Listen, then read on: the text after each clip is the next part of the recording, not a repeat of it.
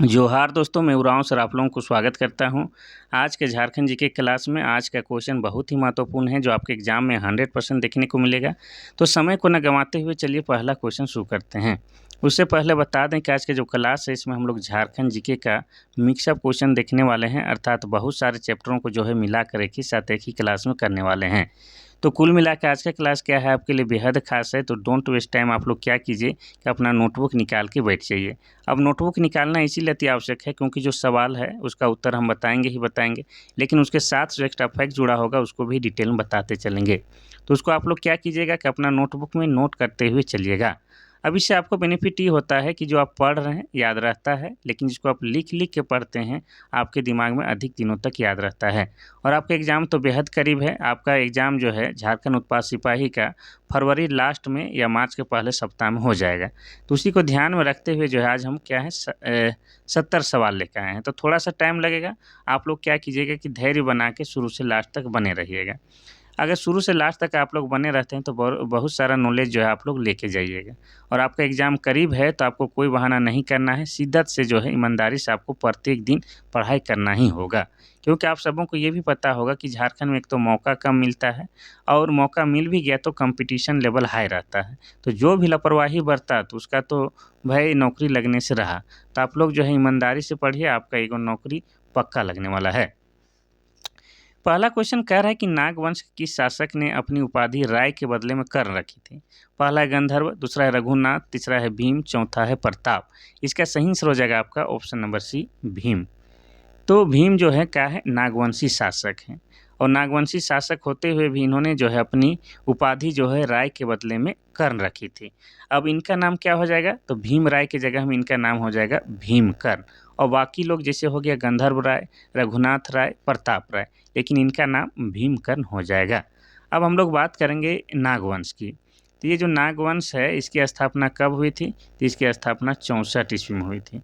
अब 64 ईस्वी को ही हम लोग क्या कहते हैं, तो प्रथम शताब्दी कहते हैं।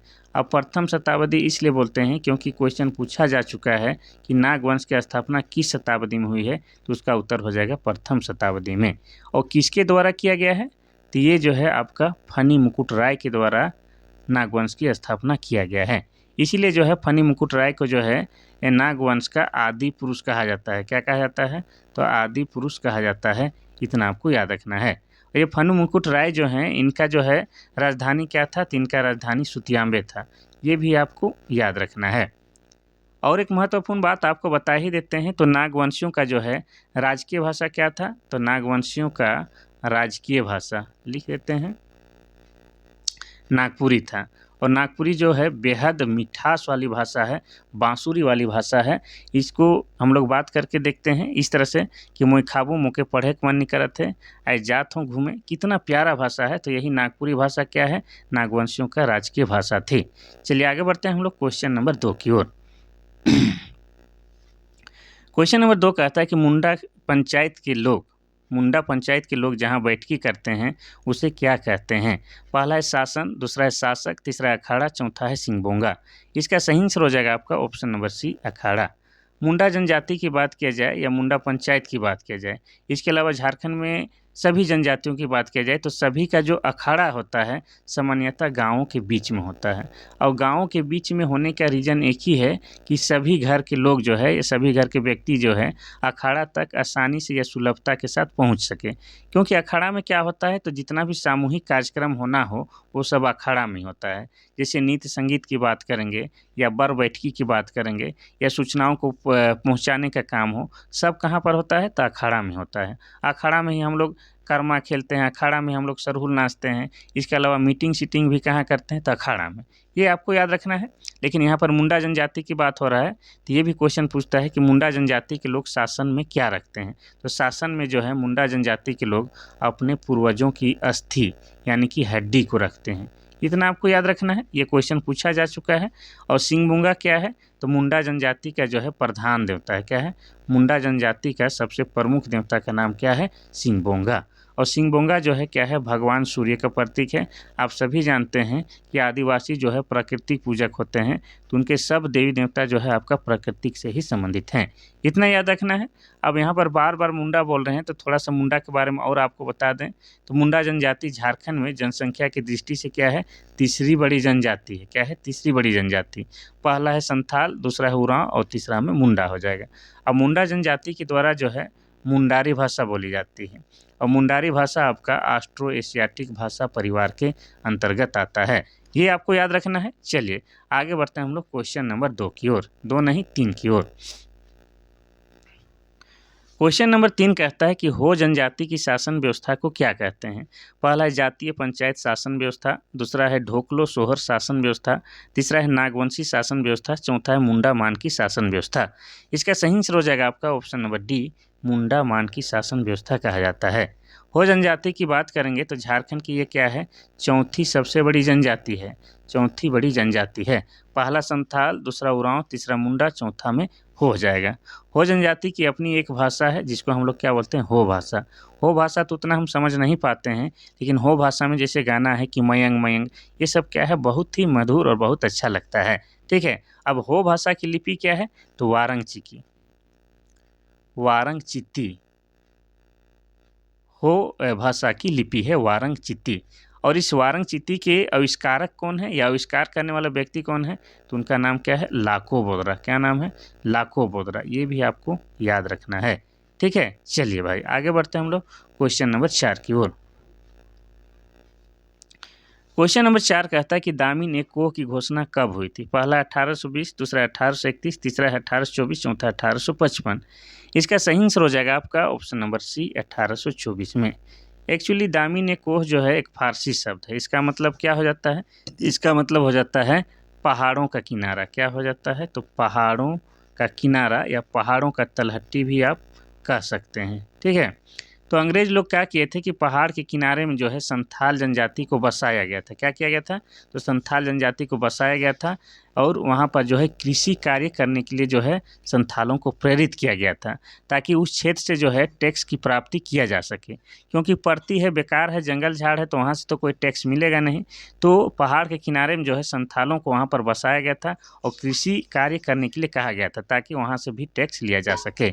शॉर्ट में आपको समझना है तो इतना समझ सकते हैं कि दामिनी कोह के तहत जो है जंगल को भी या बाकी जो परती वाला जगह है उसको क्या कर दिया गया था, तो सरकारी संपत्ति घोषित कर दिया गया था। अब जिसके कारण जो है बहुत सारे जो है क्या होते हैं, आपके आंदोलन शुरू हो जाते हैं। ठीक है। चलिए 1820-21 में आपका क्या हुआ था, आपका हो विद्रोह हुआ था। हो विद्रोह भी हुआ था। ठीक है। और हो विद्रोह जो हुआ था आपका रोरो नदी के किनारे हुआ था। इतना आपको याद रखना है। 1831 में क्या हुआ था, सब बताएंगे। 1831-32 में हुआ था आपका कोल विद्रोह, और कोल विद्रोह के नेतृत्वकर्ता का नाम क्या था, बुधू भगत। शॉर्ट में बताएंगे क्योंकि टोटल 70 क्वेश्चन है, डिटेल में जाएंगे तो रात यहीं पर हो जाएगा। ठीक है। चलिए 1855-56 में क्या हुआ था, तो 1855-56 में जो हुआ था आपका संथाल विद्रोह, और संथाल विद्रोह को ही हम लोग क्या बोलते हैं, तो संथाल विद्रोह को ही हम लोग हुल आंदोलन कहते हैं। क्योंकि संथाली भाषा में जो है हुल का मतलब क्या होता है, तो हुल का मतलब क्रांति होता है। शॉर्ट में बता देते हैं कि ये जो संथाल विद्रोह है इसके नेतृत्वकर्ता 6 भाई बहन थे। कौन कौन, तो एक तो आपका सिद्धू, दूसरा कान्हू, तीसरा चांद, चौथा भैरव। ये 4 भाई थे और इनकी 2 सगी बहन फूलो झानो। तो 6 भाई बहनों के द्वारा जो है आपका संथाल विद्रोह का नेतृत्व किया गया था। चलिए आगे बढ़ते हैं हम लोग क्वेश्चन नंबर 5 की ओर। क्वेश्चन नंबर 5 कहता है कि झारखंड क्षेत्रीय स्वायत्त परिषद का गठन कब हुआ था। पहला है 9 अगस्त 1995, तीसरा है 9 जून 1900, और तीसरा है 15 नवंबर 1875, और चौथा है 15 नवंबर 2000 ईस्वी। इसका सही आंसर हो जाएगा आपका ऑप्शन नंबर ए, 9 अगस्त 1995 को झारखंड क्षेत्र स्वायत्त परिषद का गठन किया गया था। और इसके अध्यक्ष कौन बने थे, तो इनका अध्यक्ष बनाया गया था, लिख देते हैं। अध्यक्ष का नाम क्या था, अध्यक्ष का नाम शिबू सोरेन। हमारे दिसोम गुरु शिबू सोरेन क्या बने थे, अध्यक्ष बने थे। और उपाध्यक्ष कौन बने थे, तो उसका भी नाम लिख देते हैं। तो उपाध्यक्ष जो है सूरज मंडल को बनाया गया था। किसको, तो सूरज मंडल को उपाध्यक्ष बनाया गया था। और ये झारखंड क्षेत्रीय स्वायत्त परिषद 9 अगस्त 1995 ईस्वी को गठन हुआ था। ठीक है। चलिए आगे बढ़ते हैं। आगे बढ़ने से पहले इस ईस्वी को भी देख लेते हैं। 9 जून 1900 ईस्वी को क्या हुआ था, तो हमारे बिरसा मुंडा का, ठीक है, बिरसा मुंडा का जो है रांची सेंट्रल जेल में जो है क्या हुआ था, हैजा के कारण मृत्यु हो गया था। ऐसे सरकारी दस्तावेज के अनुसार हैजा बताया जाता है, लेकिन सच्चाई जो है अंग्रेजों के टॉर्चर के कारण जो है बिरसा मुंडा की मृत्यु 9 जून 1900 ईस्वी को रांची सेंट्रल जेल में हो जाती है। इतना याद रखना है। 15 नवंबर 1875 को क्या हुआ था, आप सभी जानते हैं कि बिरसा मुंडा का जो है जन्म हुआ था। 15 नवंबर 1875 को बिरसा मुंडा का जन्म खूंटी जिला के उलीहातू गांव में हुआ था। उलीहातू गांव में बृहस्पतिवार के दिन हुआ था, जिनके कारण उनका नाम बिरसा रखा गया है। उनके पिता का नाम सुगना मुंडा और माता का नाम करमी था, ये याद रखना है। और चौथा विकल्प जो है 15 नवंबर 2000 ईस्वी को, इस दिन क्या हुआ था, तो इस दिन जो है हमारा झारखंड जो है एक नए राज्य के रूप में अस्तित्व में आया था। और साथ में आपको बता दें कि 15 नवंबर 2000 ईस्वी को जो है झारखंड उच्च न्यायालय की भी स्थापना हुई थी। क्या, तो झारखंड उच्च न्यायालय की भी स्थापना हुई थी, ये भी आपको याद रखना है। चलिए आगे बढ़ते हैं हम लोग क्वेश्चन नंबर 6 की ओर। क्वेश्चन नंबर 6 कहता है कि खरवार आंदोलन का नेतृत्व किसने किया था। पहला है भागीरथ मांझी, दूसरा है बुधू भगत, तीसरा है तिलका मांझी, चौथा है जतरा भगत। तो इसका सही आंसर हो जाएगा आपका ऑप्शन नंबर ए, भागीरथ मांझी। भागीरथ मांझी के द्वारा जो है खरवार आंदोलन का नेतृत्व किया गया था। कब किया गया था, तो 1874 ईस्वी में किया गया था। बुधू भगत के द्वारा जो है कोल विद्रोह का नेतृत्व किया गया था। कौन सा विद्रोह, तो कोल विद्रोह का नेतृत्व किया गया था। और कोल विद्रोह कब हुआ था, ये हुआ था आपका 1831-32 में। इतना याद रखना है। तिलका मांझी के द्वारा जो है तिलका मांझी आंदोलन का नेतृत्व किया गया था। और तिलका मांझी का जो आंदोलन है वो चरम उत्कर्ष पर कब था, तो 1783 से लेके 85 ईस्वी तक क्या था, चरम उत्कर्ष पर था। अब तिलका मांझी ने जो है क्या है 1784 में जो है एक अंग्रेज अधिकारी की हत्या कर दी थी, तीर मारकर। और उस अंग्रेज अधिकारी का नाम क्या था, तो उसका नाम क्लीवलैंड था। तो क्लीवलैंड का जो है तीर मार के हत्या किसने कर दी थी, तिलका मांझी ने। जिसके परिणाम स्वरूप जो है तिलका मांझी को जो है क्या किया गया था, तो 1785 में जो है भागलपुर में, कहाँ पर, तो भागलपुर में जो है बरगद के पेड़ पर लटका कर जो है फांसी दे दिया गया था। और आज जो है उस भागलपुर के उस जगह को जो है बाबा तिलका मांझी चौक के रूप में के नाम में जाना जाता है। अब तिलका मांझी के बारे में आपको और एक बात बता दें कि तिलका मांझी का जो है मूल नाम या ओरिजिनल नाम क्या है, तो ओरिजिनल नाम जाबरा पहाड़िया है। क्या नाम है, जाबरा पहाड़िया। जैसा नाम है जबर, वैसे ही ये बहुत ही जबर थे। 6 फीट से ऊंचे थे, यानी कि 6 फीट मान के चलिए। और हैवी 6 पैक्स वाला आदमी थे, एकदम मसल्स मैन थे, ठीक है। चलिए अगर यहाँ पर चौथा विकल्प की बात करेंगे जतरा भगत की, तो जतरा भगत के द्वारा जो है 1914 में क्या किया गया था, तो टाना भगत आंदोलन का नेतृत्व किया गया था। कौन सा, तो टाना भगत आंदोलन का जो है नेतृत्व 1914 में जतरा भगत के द्वारा किया गया था। चलिए आगे बढ़ते हैं हम लोग क्वेश्चन नंबर 7 की ओर। क्वेश्चन नंबर 7 कहता है कि झारखंड राज्य के 14 लोकसभा सीटों में कितनी अनुसूचित जनजाति के लिए आरक्षित है। पहला है 5, दूसरा है 1, तीसरा है 8, चौथा है 14। तो इसका सही आंसर क्या हो जाएगा, इसका सही आंसर हो जाएगा आपका ऑप्शन नंबर ए, 5। तो आप सभी जानते हैं कि झारखंड से जो है लोकसभा सीट कितना है, तो झारखंड से लोकसभा सीटों की संख्या कितनी है, 14 है। और 14 में जो है एसटी के लिए कितना आरक्षित है, एसटी के लिए 5 है। और एससी के लिए कितना है, तो एससी के लिए 1 है। और एक सीट जो है आपका कौन वाला है, तो पलामू वाला है। और बाकी जो बच गया उसको हम लोग सामान्य वर्ग यानी कि जनरल वर्ग में रखते हैं, तो कितना हो गया, 5 1 6, तो 8 वाला, ठीक है। तो यहाँ पर पूछा है एसटी के लिए कितना सीट आरक्षित है, तो हो जाएगा आपका 5। अब इस पाँचों का नाम आपको बता दें कौन कौन सा सीट है लोकसभा वाला। तो एक हो जाएगा आपका राजमहल, देखिए बार बार लिखिएगा तो आपको याद हो जाएगा। एक हो जाएगा राजमहल, दूसरा हो जाएगा आपका क्या, तो दूसरा हो जाएगा दुमका। तीसरा क्या हो जाएगा, तो तीसरा हो जाएगा आपका सिंहभूम। चौथा क्या हो जाएगा, तो चौथा हो जाएगा आपका खूंटी। और पांचवा क्या हो जाएगा, तो पांचवा हो जाएगा आपका लोहरदगा। तो ये जो आपका जो है 5 जो है लोकसभा सीट जो है एसटी के लिए आरक्षित है। और एक जो है आपका क्या है, पलामू एससी के लिए आरक्षित है। ये हम आपको बता चुके हैं। अगर आपसे पूछता है कि झारखंड से जो है राज्यसभा की सीटें कितनी हैं, तो राज्यसभा के लिए जो है झारखंड से 6 सीटें हैं। अगर इसी को आपको पूछ दिया था कि झारखंड से जो है कितने सांसद चुन के दिल्ली जाते हैं या झारखंड के कितने सांसद होते हैं, तो 20 हो जाएंगे, 14 लोकसभा के और 6 राज्यसभा के। ठीक है, चलिए भाई आगे बढ़ते हैं हम लोग क्वेश्चन नंबर 8 की ओर। क्वेश्चन नंबर 8 कहता है कि जूट की भांति झारखंड में उत्पादित रेशे को क्या कहा जाता है। पहला है पटसन, दूसरा है सनई, तीसरा है मेस्टा, चौथा इनमें से कोई नहीं। तो ये जब हम ये क्वेश्चन जो देखते हैं तो बार बार याद आता है कि झारखंड उत्पाद सिपाही में पिछले बार पूछा गया था तो हम मार दिए थे सनई, लेकिन हो गया गलती। हमको लगा सनई भाई जूट जैसा है, लेकिन इसका सही आंसर क्या होगा जानते हैं? इसका सही आंसर हो जाएगा आपका ऑप्शन नंबर सी, मेस्टा हो जाएगा।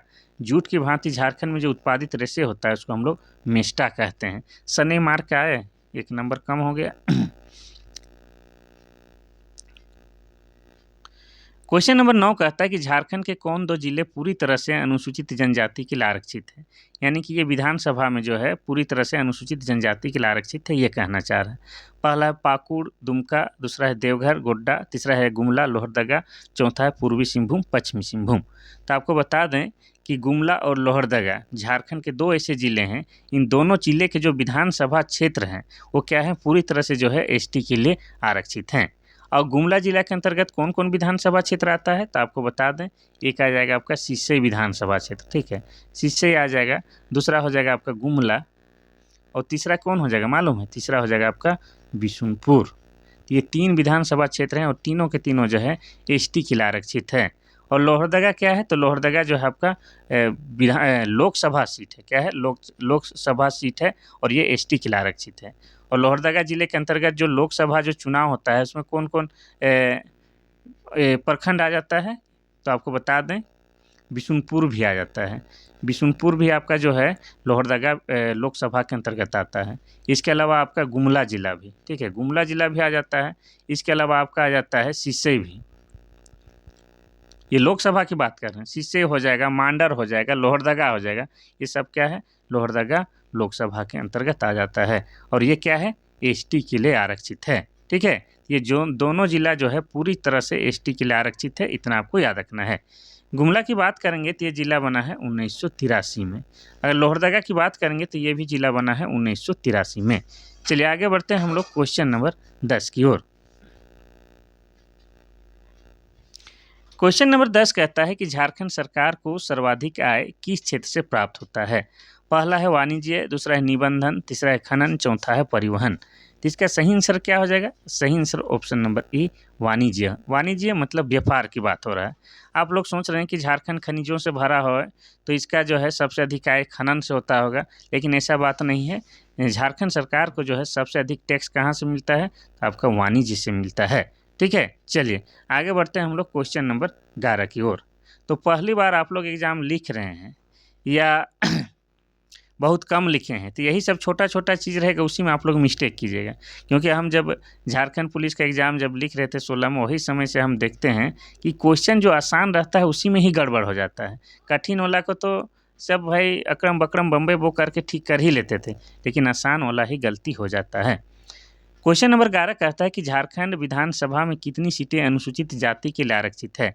पहला 28, दूसरा है 9, तीसरा है 44 और चौथा है 12। इसका सही आंसर हो जाएगा आपका क्या? Option number B, 9। तो आप सभी जानते हैं कि वर्तमान में जो है झारखंड में 81 विधानसभा सीट है। इसमें भी आपको बता दें एसटी, एसटी मतलब क्या होता है? अनुसूचित जनजाति। तो अनुसूचित जनजाति के लिए जो है 28 सीट आरक्षित है। और एसी, एसी मतलब अनुसूचित जाति, इसके लिए कितना? तो 9 सीट आरक्षित है। और बाकी जो बच गया उसको जनरल वर्ग यानी कि सामान्य वर्ग रखेंगे तो वो कितना है? 44 है। यहाँ पर क्या पूछा है? अनुसूचित जाति के लिए यानी कि एसी के लिए पूछा है। कितना हो जाएगा? ऑप्शन नंबर बी, 9 सीट आरक्षित है। इतना आपको याद रखना है। चलिए आगे बढ़ते हैं हम लोग क्वेश्चन नंबर 12 की ओर। क्वेश्चन नंबर 12 कहता है कि किरिंग वापला किस आदिवासी से संबंधित है। पहला है संथाल, दूसरा है उरांव, तीसरा है बिरहोर, चौथा है खड़िया। तो इसका सही आंसर हो जाएगा आपका ऑप्शन नंबर ए, संथाल जनजाति से।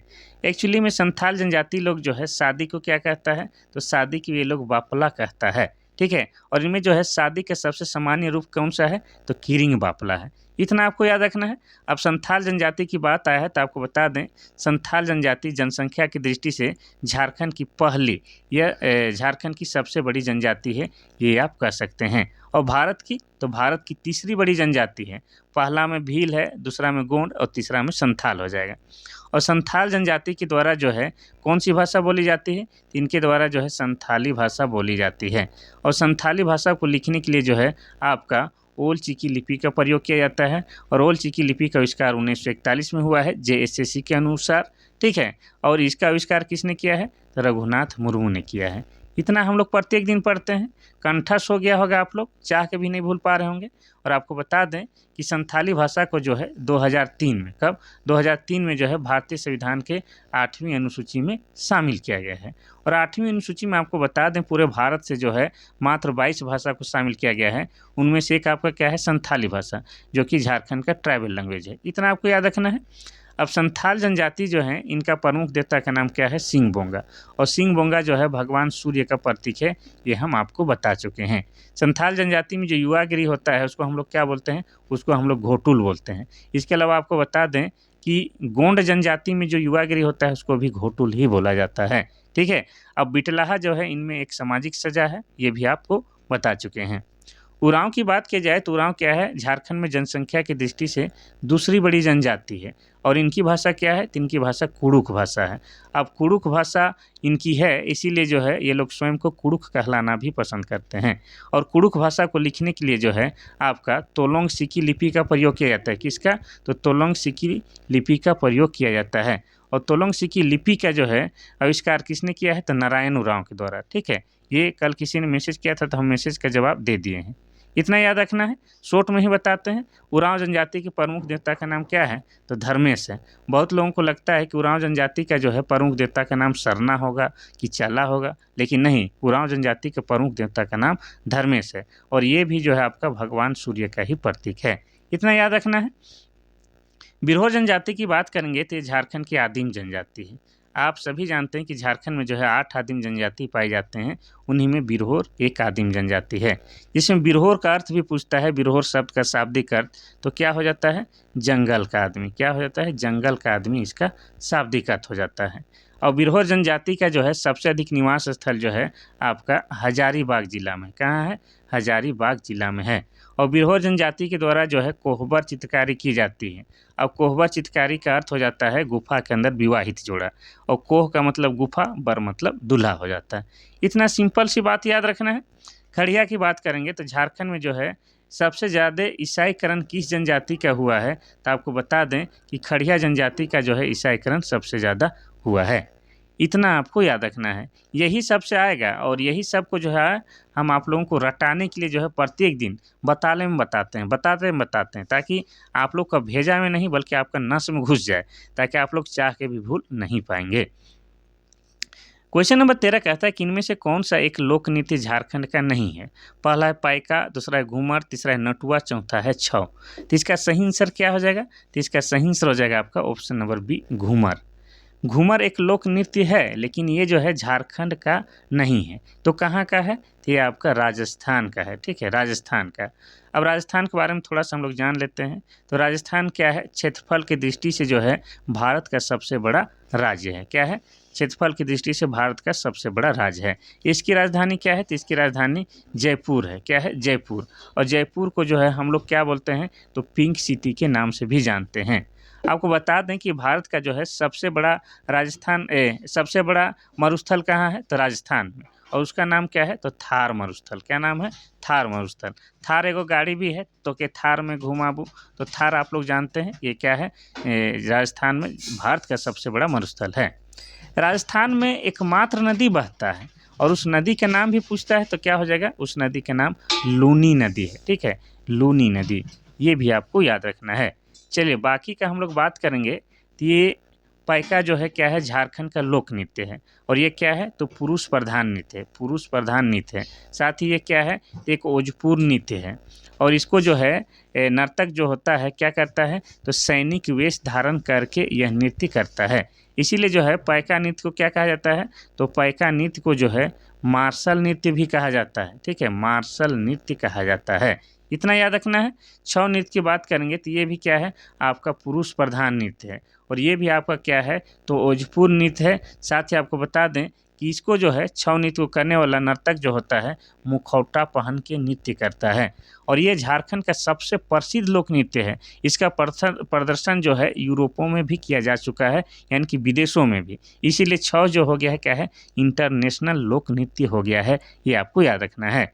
और झारखंड में जो है आपका सरायकेला जिला है, इसको क्या माना जाता है, तो छऊ नृत्य का उद्गम स्थल माना जाता है। इतना आपको याद रखना है। चलिए, तो यहाँ पर जो है आपका ऑप्शन नंबर बी घूमर जो है झारखंड का लोक नृत्य नहीं है।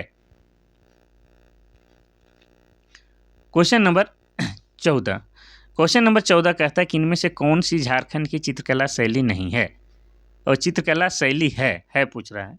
पहला है मधुबनी, दूसरा है जादू पटिया, तीसरा है तंजौर, चौथा है कालीघाट।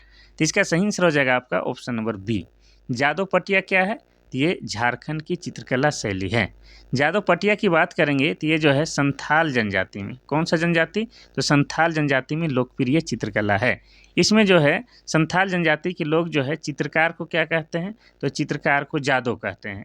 क्योंकि यह चित्रकारी जो है कागज या कपड़े के पट पर किया जाता है, इसलिए इस चित्रकारी को जादू पटिया कहा जाता है। कोई दिक्कत नहीं। तो जादू पटिया ये क्या है, झारखंड की चित्रकला शैली है।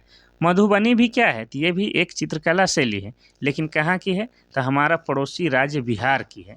तंजौर भी क्या है, ये भी चित्रकला शैली है, लेकिन कहाँ की है, तो ये आपकी तमिलनाडु की है। कहाँ की है, तमिलनाडु की। कालीघाट भी एक चित्रकला शैली है, लेकिन ये कहाँ की है, तो आपको बता दें ये पश्चिम बंगाल की चित्रकला शैली है। ये आपको याद रखना है। चलिए आगे बढ़ते हैं हम लोग क्वेश्चन नंबर 15 की ओर। क्वेश्चन नंबर 15 कहता है कि झारखंड के किस जनजाति द्वारा लिखने के लिए ओल चिकी लिपि का प्रयोग किया जाता है। पहला है संथाल, दूसरा उरांव, तीसरा मुंडा, चौथा है महली। इसका सही आंसर हो जाएगा आपका ऑप्शन नंबर ए। संथाल जनजाति के द्वारा जो है संथाली भाषा बोली जाती है, और संथाली भाषा को लिखने के लिए जो है ओल चिकी लिपि का प्रयोग किया जाता है। और इस लिपि का आविष्कार जो है 1941 ईस्वी में किया गया है। किनके द्वारा किया गया है, तो पंडित रघुनाथ मुर्मू के द्वारा किया गया है। इतना आपको याद रखना है। चलिए यहाँ पर जो है सबके बारे में बता दें, महली के बारे में बताते हैं। तो महली जो है इसको हम लोग क्या कहते हैं, कारीगर कहते हैं, कारीगर जनजाति कहते हैं। क्योंकि महली जनजाति के लोग जो है क्या करते हैं कि बांस के द्वारा जो है बहुत सारे चीज़ बनाने में माहिर होते हैं। जैसे टोकिया हो गया, दौरा हो गया, सुपली हो गया, ये सब बांस का चीज़ बनाने में माहिर है। और महली जो है 5 उपजाति में विभक्त है, ये भी आपको याद रखना है। ठीक है, तो कारीगर जनजाति कौन है, तो आपका महली है। आगे बढ़ते हैं भाई क्वेश्चन नंबर 16 की ओर। क्वेश्चन नंबर 16 आपका कहता क्या है कि धान के बुआई के समय कौन सा गीत गाया जाता है। पहला है डोमकच, दूसरा है झंझाइन, तीसरा है हैरो, चौथा है बा।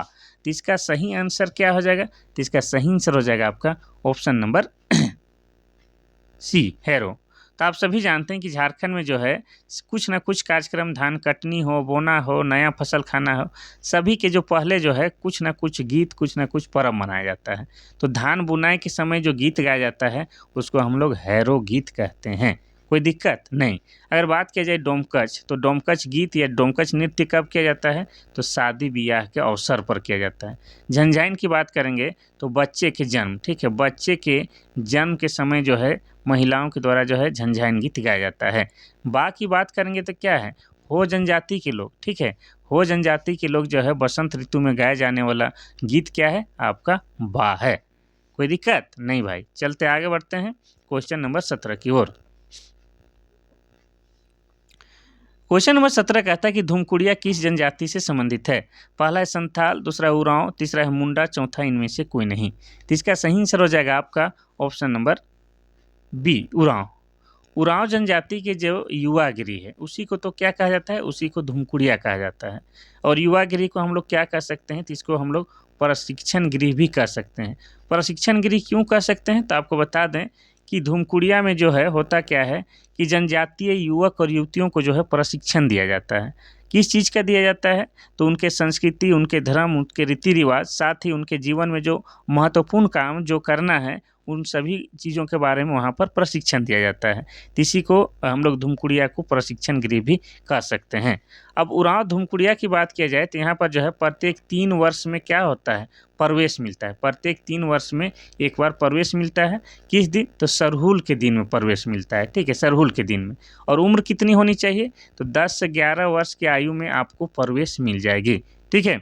अब प्रवेश मिला है तो कब तक सदस्य रह सकते हैं? तो आपको बता दें, जब तक आपका शादी नहीं हुआ है तब तक आप धूमकुड़िया का सदस्य बने रहते हैं। और जैसे ही शादी होता है आपका जो है धूमकुड़िया से सदस्यता ऑटोमेटिक समाप्त हो जाता है, चाहे लड़का हो या लड़की हो, दोनों के लिए बात कही जा रही है। जिसमें जो है लड़का लोग के लिए जो है धूमकुड़िया अलग होता है, जिसको हम लोग क्या बोलते हैं, तो उसको हम लोग जो खेड़पा कहते हैं, ठीक है, जो खेड़पा। और लड़कियों के लिए जो धूमकुड़िया होता है उसको पेल एड़पा या पेलो एड़पा दोनों शब्द कह सकते हैं। पेल एड़पा, पेल एड़पा या पेलो एड़पा क्यों कह रहे हैं? क्योंकि लड़की को कुड़ुक में पेलो कहा जाता है और लड़का को जोक कहा जाता है, ठीक है, कोई दिक्कत नहीं है। अब ये जो धूमकुड़िया होता है या युवा गृह होता है, इसको संथाल जनजाति के लोग क्या कहता है? तो संथाल जनजाति के लोग घोटुल के नाम से जाना जाता है। काम तो वही होता है, नाम अलग अलग। मुंडा जनजाति के लोग क्या कहता है? तो मुंडा जनजाति के लोग गीती ओड़ा कहता है, ठीक है। चलिए आगे बढ़ते हैं हम लोग क्वेश्चन नंबर 18 की ओर। क्वेश्चन नंबर 18 कहता है कि माठा किस जाति का मुख्य गीत है? पहला है बिरहोर, दूसरा है बिरजिया, तीसरा है ए और बी दोनों, चौथा है उरांव। इसका सही आंसर क्या हो जाएगा? ऑप्शन नंबर डी, उरांव जनजाति के द्वारा जो है माठा गीत गाया जाता है। इसीलिए कहता है माठा दीना माठा खेलबे, जदुर दीना जदुर खेलबे। तो ये माठा जो है उरांव जनजाति के द्वारा गाया जाने वाला मुख्य गीत है, इतना याद रखना है। अब उरांव जनजाति के बारे में जो चीज़ छूट गया है तो बता दें। तो उरांव जनजाति का जो है प्रमुख पर्व कौन सा है? तो सरहुल। सरहुल क्या है? उरांव जनजाति का सबसे बड़ा पर्व है। लेकिन ये लोग सरहुल को सरहुल नहीं कहते हैं, बल्कि क्या बोलते हैं? तो खद्दी के नाम से जानते हैं। इतना आपको याद रखना है, ठीक है। और क्या आप भूल गए थे उरांव जनजाति के बारे में बताने? सब कुछ लगभग तो बता ही दिए, ठीक है, बाकी को बता देते हैं तब। बिरहोर के बारे में बताएं, बिरजिया को बताते हैं। तो बिरजिया क्या है? झारखंड की एक आदिम जनजाति है। 8 आदिम जनजाति में से एक आपका क्या है? बिरजिया है। और बिरजिया शब्द का शाब्दिक अर्थ होता है जंगल का मछली। क्या होता है? तो जंगल का मछली इसका शाब्दिक अर्थ होता है। और इनका भी पारंपरिक पेशा क्या है? तो लोहा गलाना, ये याद रखना है। चलिए, तो उरांव लोग माठा गीत गाता है, माठा दीना माठा खेलबे। क्वेश्चन नंबर 19 कहता है कि कौन सा गीत बसंत ऋतु के समय गाया जाता है? पहला है जदूर, दूसरा है बा, तीसरा ए और बी दोनों, चौथा इनमें से कोई नहीं। तो इसका सही आंसर हो जाएगा आपका ऑप्शन नंबर बी। बी नहीं होगा भाई साहब, ये सी हो जाना चाहिए। ये दोनों ही है, जदूर और बा दोनों को ही जो है बसंत ऋतु में गाया जाता है। और बा गीत को तो बसंत ऋतु में कौन लोग गाते हैं? तो हो जनजाति के द्वारा जो है बा गीत गाया जाता है। चलिए आगे बढ़ते हैं हम लोग क्वेश्चन नंबर 20 की ओर। देखिए आज जो है कुछ क्वेश्चन नया लग रहा होगा, जिसको आप लोग पहली बार देख रहे होंगे या बहुतों बार देख रहे होंगे, लेकिन आपको याद जल्दी से नहीं आ रहा होगा, थोड़ा कठिन लग रहा होगा। लेकिन एग्जाम के दृष्टिकोण से मोस्ट इंपॉर्टेंट है, तो आपको धैर्य बना के देखना है, सब याद करा देंगे, ठीक है। क्वेश्चन नंबर 20 कहता है कि सरहुल, जतरा, धुरिया, असारी, माठा किस जाति के मुख्य गीत हैं? पहला है उरांव, दूसरा है बिरहोर, तीसरा ए बी दोनों, चौथा इनमें से कोई नहीं। तो इसका सही आंसर क्या हो जाएगा? तो इसका सही आंसर हो जाएगा आपका ऑप्शन नंबर ए, उरांव जनजाति के द्वारा जो है सरहुल, जतरा, धुरिया, असाड़ी, माठा ये सब गीत गाए जाते हैं, ठीक है।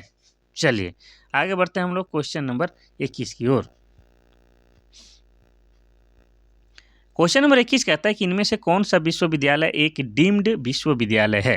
पहला है रांची विश्वविद्यालय, दूसरा है सिद्धू कान्हू विश्वविद्यालय, तीसरा है बिरसा कृषि विश्वविद्यालय, चौथा है बीआईटी मेसरा। तो इसका सही आंसर क्या हो जाएगा? तो इसका सही आंसर हो जाएगा आपका option number D, BIT Mesra.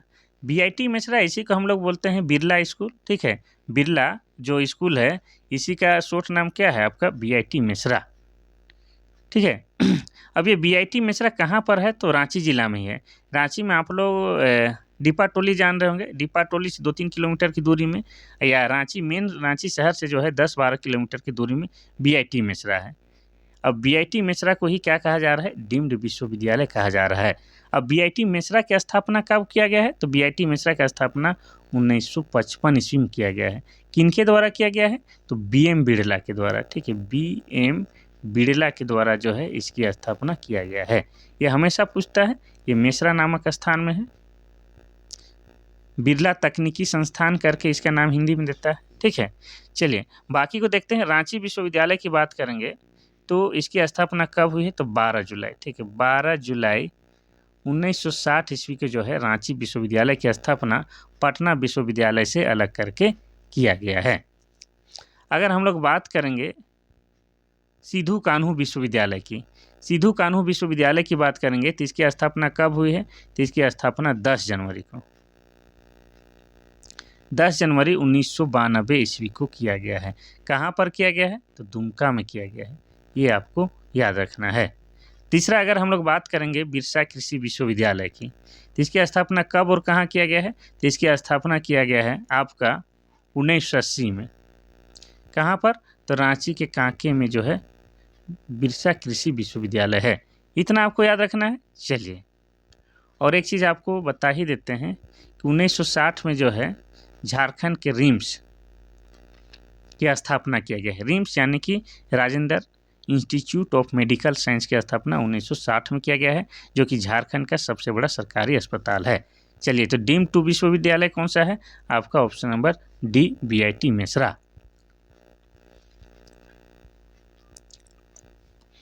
Question number 22 कहता है कि झारखंड में वर्षा आश्रित चावल अनुसंधान केंद्र कहाँ स्थित है। पहला है रांची, दूसरा है रामगढ़, तीसरा है हजारीबाग, चौथा है चतरा। तो इसका सही आंसर हो जाएगा आपका ऑप्शन नंबर सी, हजारीबाग में। वर्षा आश्रित चावल अनुसंधान केंद्र ये हजारीबाग में है, लेकिन इसकी स्थापना कब हुई है, तो इसकी स्थापना 1980 ईस्वी में हुई है। इतना याद रखना है। अब हजारीबाग के बारे में हम लोग थोड़ा सा जानेंगे। तो हजारीबाग को हम लोग क्या कहते हैं, तो हजार बागों का शहर कहते हैं, हजार बागों का शहर। और हजारीबाग में क्या क्या है, तो हजारीबाग में जो है आपको इस्को की गुफाएं हैं, और इस्को की गुफाएं जो है ऐतिहासिक दृष्टिकोण से बेहद ही महत्वपूर्ण है। इसके अलावा आपको बता दें बरसों पानी गुफाएं, बरसों पानी गुफाएं भी कहाँ है, हजारीबाग में है। इसके अलावा आपको बता दें कि पद्मा नाम का किला भी कहाँ है, तो हजारीबाग में, जहाँ पर वर्तमान समय में सैनिक प्रशिक्षण दिया जाता है। इसके अलावा आपको बता दें कि हजारीबाग में आपका क्या है, तो सूर्य जलकुंड है, जो कि झारखंड का सबसे अधिक गर्म लगने वाला जलकुंड है। अब इसका तापमान कितना है, तो इसका तापमान 88 डिग्री सेल्सियस है। और ऐसी मान्यता है कि सूर्य जलकुंड में अगर आप स्नान करते हैं तो आपका जो है त्वचा संबंधी सारा रोग दूर हो जाता है। अब हजारीबाग के बारे में इतना कुछ जानेंगे तो ये भी जानेंगे कि हजारीबाग जिला कब बना है, 1833 ईस्वी में बना है। ठीक है, चलिए बाकी जिला का भी थोड़ा थोड़ा स्थापना देख लेते हैं। स्थापना तो रांची झारखंड की राजधानी है और यह जिला बना है 1899 ईस्वी में। रामगढ़ जो है क्षेत्रफल की दृष्टि से झारखंड का सबसे छोटा जिला है और यह जिला बना है 12 सितंबर 2007 ईस्वी को। चतरा को हम लोग छोटा नागपुर का प्रवेश द्वार कहते हैं और यह जिला बना है 1991 ईस्वी में। क्वेश्चन नंबर 23 कहता है कि मेकन स्टेडियम, शताब्दी स्टेडियम, बिरसा मुंडा स्टेडियम कहाँ स्थित है। पहला है जमशेदपुर, दूसरा है गुमला, तीसरा है बोकारो, चौथा है रांची। तो इसका सही आंसर हो जाएगा आपका ऑप्शन नंबर डी, रांची शहर में है। ठीक है, मेकन स्टेडियम, शताब्दी स्टेडियम, बिरसा मुंडा स्टेडियम ये सभी के सभी आपका रांची में है। रांची में और आपका क्या है, जैसे क्रिकेट स्टेडियम है, एस्ट्रोटर्फ हॉकी स्टेडियम है, ये सब के सब आपका क्या है, रांची में। रांची में बहुत सारा स्टेडियम है, इतना कम से कम आपको याद रखना है। ठीक है, रांची। अब रांची के बारे में बोला है तो थोड़ा सा रांची के बारे में स्पेशल बताते हैं। तो रांची क्या है, झारखंड की राजधानी है और रांची को क्या कहा जाता है, तो शहीदों का नगर कहा जाता है। शहीदों का नगर क्यों कहा जाता है, क्योंकि रांची जिला से जो है बहुत सारे जवान जो है शहीद हुए हैं। साथ ही इसे क्या कहा जाता है, तो झरनों का शहर। झरनों का शहर क्यों कहा जाता है, क्योंकि रांची जिला के अंतर्गत बहुत सारे जलप्रपात आते हैं। इसके अलावा रांची को कहा जाता है झारखंड का शिमला और ये रांची जिला बना है 1899 में। चलिए आगे बढ़ते हैं हम लोग क्वेश्चन नंबर 24 की ओर। क्वेश्चन नंबर 24 कहता है कि महेंद्र सिंह धोनी का संबंध किस राज्य से है। पहला है बिहार, दूसरा है झारखंड, तीसरा उत्तर प्रदेश, चौथा है पश्चिम बंगाल। तो इसका सही आंसर हो जाएगा आपका ऑप्शन नंबर बी, झारखंड से हैं। अब महेंद्र सिंह धोनी की बात करेंगे तो ये क्या खेलते हैं, ये क्रिकेट खेलते हैं। ठीक है, क्रिकेट, और ये भारत के महान क्रिकेटर खिलाड़ी हैं। और महान क्या है, महान जो है भारत के क्रिकेट कैप्टन में से एक है। कौन, अपने महेंद्र सिंह धोनी। इन्हें प्यार से क्या कहा जाता है, माही भी बोला जाता है। और इन्हें जो है कैप्टन कूल भी कहा जाता है। इतना याद रखना है। इनका जन्म कब हुआ है तो बता दें, इनका जन्म रांची में ही हुआ है, जिसमें झारखंड जो है बिहार का हिस्सा था, वही समय जन्म हुआ है। कब? तो 7 जुलाई 1981 में जो है महेंद्र सिंह धोनी का जन्म हुआ है। इनके पिता का नाम क्या है? इनके पिता का नाम पान सिंह है, ठीक है, पान सिंह। इनकी माता का नाम क्या है? इनके माता का नाम देवकी है। इन्हें रांची का राजकुमार भी कहा जाता है। लेकिन इनके पिता जो हैं, इनका पिता का जो है किस राज्य से संबंध है? तो इनके पिता उत्तराखंड के रहने वाले हैं। कहाँ के? उत्तराखंड के रहने वाले हैं। उनके पिता जो है मेकोन में जो है काम करने रांची आए थे और यहीं बस गए हैं। इतना याद रखना है। अब महेंद्र सिंह धोनी जो है सफलतम क्रिकेट कैप्टन रहे हैं, तो इन्हें बहुत सारा पुरस्कार भी मिला है। जैसे अगर बात करेंगे हम लोग पद्म भूषण की, ठीक है, पद्म भूषण पुरस्कार की बात करेंगे तो ये पद्म भूषण कब प्राप्त हुआ है? इन्हें 2018 में भारत सरकार के द्वारा दिया गया है। इन्हें पद्मश्री भी दिया गया है। पद्मश्री पुरस्कार कब दिया गया है? तो 2009 में दिया गया है। इनके अलावा भी महेंद्र सिंह धोनी को बहुत सारा पुरस्कार दिया गया है, जिनको अभी लिख पाना बड़ा मुश्किल है, तो इतना ही बताते हैं। चलिए, बिहार की बात करेंगे तो ये जो है झारखंड के उत्तर दिशा से क्या है? सीमा साझा करता है। उत्तर प्रदेश की बात करेंगे तो झारखंड के जो है पश्चिम दिशा से सीमा साझा करने वाला राज्य उत्तर प्रदेश है। और पश्चिम बंगाल जो है आपका झारखंड के जो है पूर्व दिशा से सीमा साझा करने वाला राज्य है। वैसे बता दें कि झारखंड जो है 5 राज्यों के साथ सीमा साझा करता है, बिहार, उत्तर प्रदेश, पश्चिम बंगाल, छत्तीसगढ़ के साथ, ठीक है। और एक क्या बच गया? उड़ीसा के साथ। क्वेश्चन नंबर 25 कहता है कि प्रथम अंतर्राष्ट्रीय आदिवासी एथलीट बनने का श्रेय झारखंड के किस खिलाड़ी को जाता है? पहला है सिलवानुस टुंगडुंग, दूसरा है पूर्णिमा महतो, तीसरा है विजय नीलमणि खलको, चौथा है दीपिका कुमारी। इसका सही आंसर हो जाएगा आपका ऑप्शन नंबर सी, विजय नीलमणि खलको जो हैं प्रथम अंतर्राष्ट्रीय आदिवासी एथलीट बनी है, ठीक है, जो कि झारखंड की खिलाड़ी है। एथलीट मतलब दौड़ने वाली, जिसको हम लोग धावक भी बोलते हैं, कोई दिक्कत नहीं है। एथलीट मतलब धावक। अगर हम लोग बाकी विकल्प की बात करेंगे तो सिलवानुस टुंगडुंग क्या है? ये हॉकी खिलाड़ी हैं।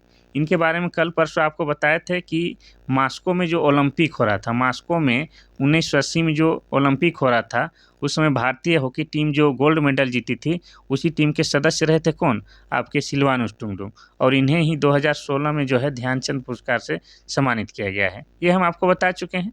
पूर्णिमा महतो की बात करेंगे तो इनका संबंध जो है आर्चरी से है। आर्चरी मतलब तीरंदाजी से, ठीक है। और ये क्या है?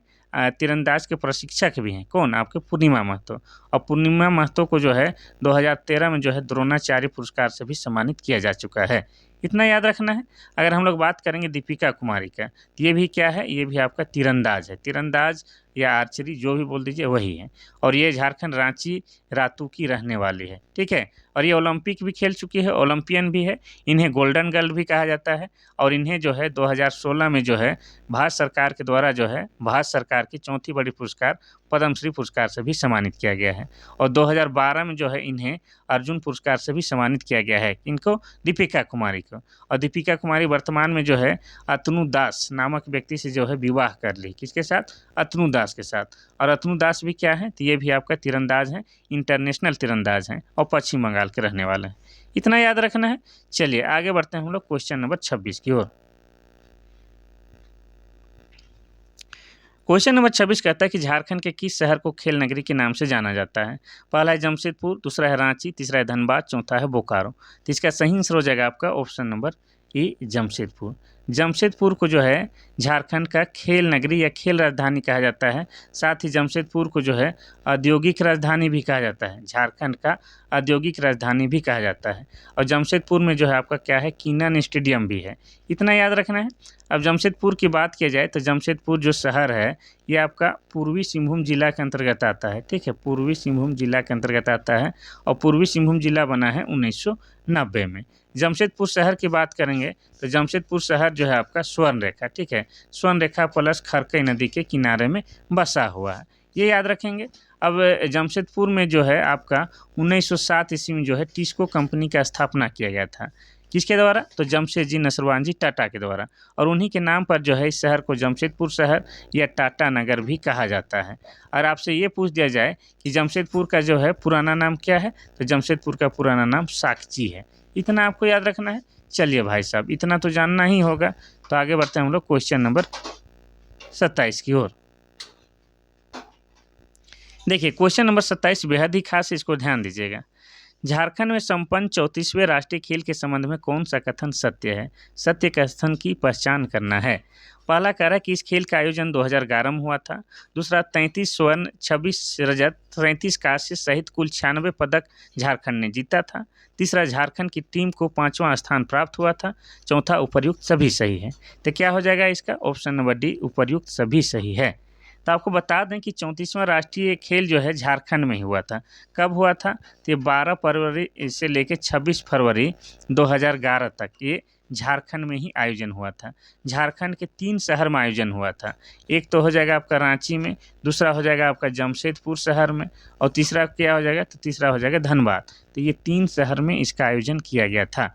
और इसमें जो है सबसे अधिक पूछा जाता है क्वेश्चन क्या, कि 34वें राष्ट्रीय खेल का शुभंकर अर्थात मस्कट क्या था? तो छौवा था। अब छौवा क्या है? तो ये जो है आपका शिशु हिरण को ही छौवा कहा गया था। इतना आपको याद रखना है। चलिए, और ये बाकी सब के सब बात सही है। आगे बढ़ते हैं हम लोग क्वेश्चन नंबर 28 की ओर। क्वेश्चन नंबर 28 कहता है कि सीएनटी एक्ट बनाने वालों में कौन कौन शामिल थे? पहला है डॉक्टर डेविडसन, दूसरा है मेजर हस्ट, तीसरा है बाबू रखाल दास, चौथा है उपर्युक्त सभी। तो इसका सही आंसर क्या हो जाएगा? ऑप्शन नंबर डी, सभी के सभी शामिल थे। सीएनटी एक्ट बनाने में ये तीनों के तीनों व्यक्ति शामिल थे, तो सही हो जाएगा। सीएनटी एक्ट की अगर हम लोग बात करेंगे, ठीक है, सीएनटी एक्ट की बातें करें तो बता दें ये आपका 11 नवंबर 1908 ईस्वी को पारित हुआ था। और ये क्या है? भूमि से संबंधित कानून है। और वर्तमान में जो झारखंड में 24 जिला है, उनमें से आपको बता दें 18 जिला में जो है सीएनटी एक्ट लागू है। अब सीएनटी एक्ट में जो है क्या है? तो सीएनटी एक्ट में जो है कितनी 19 अध्याय हैं। कितना है? 19 अध्याय हैं। साथ ही आपको बता दें 271 क्या है? धाराएं हैं। ये सब आपको याद रखना है। और 1902 में जो है सीएनटी एक्ट, ठीक है, 1902 में जो है सीएनटी एक्ट का ब्लूप्रिंट तैयार किया गया था जेएच हाफमैन के द्वारा। ये सब के सब बात आपको याद रखना होगा। सीएनटी एक्ट से भी क्वेश्चन पूछने वाला है। आ ही गया। सीएनटी एक्ट के बनाने से पहले छोटा नागपुर का सर्वे कर नक्शा बनाने वाले सेटलमेंट ऑफिसर कौन था? पहला है लिस्टर, दूसरा है ग्रिमली, तीसरा है स्लेक, चौथा है डाल्टन। ये क्वेश्चन तो आपको टफ लग रहा है, लेकिन गुरुजी किस लिए हैं? गुरुजी तो बता के ही जाएंगे ना। तो इसका सही आंसर हो जाएगा आपका option number A, Lister. CNT act बनाने से पहले छोटा नागपुर का जो है सर्वे करके नक्शा बनाया गया था। अब नक्शा बनाने वाले सेटलमेंट ऑफिसर का नाम क्या है? तो उनका नाम लिस्टर है। ठीक है, चलिए आगे बढ़ते हैं हम लोग क्वेश्चन नंबर 30 की ओर। क्वेश्चन नंबर 30 कहता है कि किस प्रकार की जमीन की मालगुजारी देने पर नीलामी की जा सकती है? मालगुजारी नहीं देने पर नीलामी की जा सकती है। पहला है कोड़कर, दूसरा है खूट कटीदारी, तीसरा है राजहंस, चौथा है उपर्युक्त सभी सही है।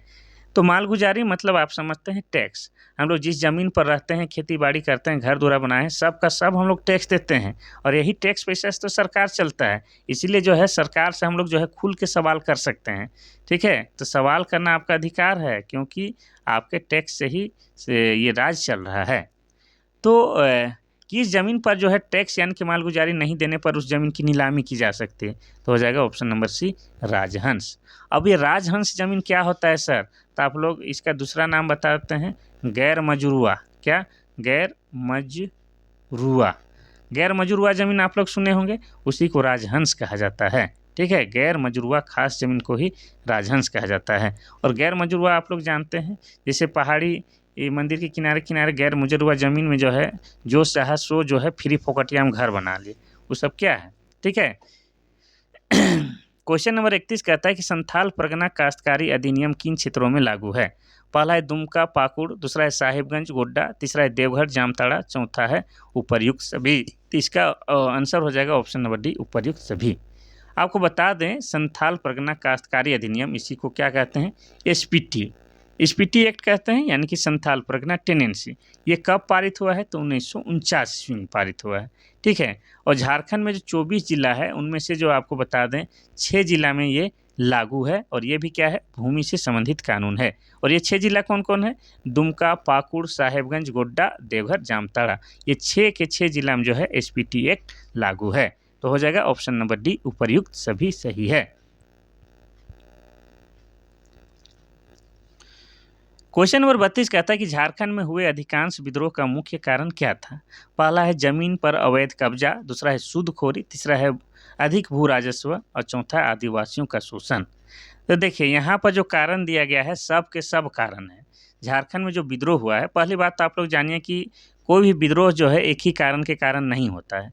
किसी भी विद्रोह या आंदोलन के पीछे जो है बहुत सारा कारण निहित होता है। उनमें से यहाँ पर जो 4 कारण दिया है, चारों कारण हैं, लेकिन यहाँ पर बोला है कि मुख्य कारण क्या है, तो मुख्य कारण हो जाएगा आपका ऑप्शन नंबर ए, जमीन पर अवैध कब्जा के कारण जो है अत्यधिक यहाँ पर विद्रोह हुआ है। अभी भी जमीन के चलते ही अधिक गोलीबारी चल रहा है झारखंड में, इसलिए जमीन जो है, जमीन को हर हाल में बचा के रखना है।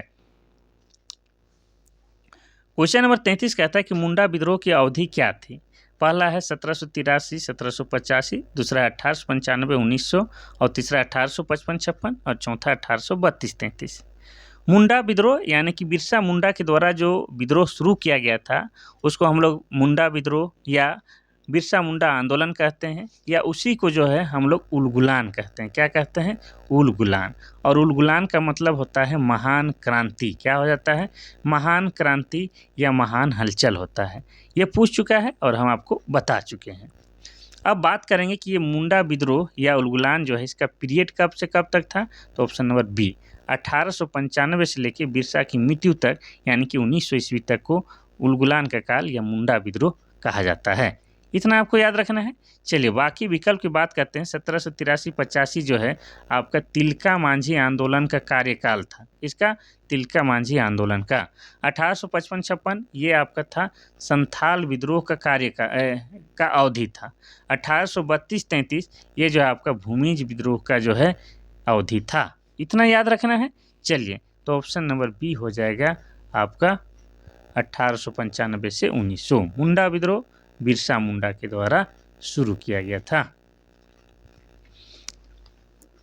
कंटिन्यू बोल रहे हैं, कोई फालतू बात नहीं कर रहे हैं, क्योंकि आपको जो है सिर्फ पढ़ाना हमारा काम है।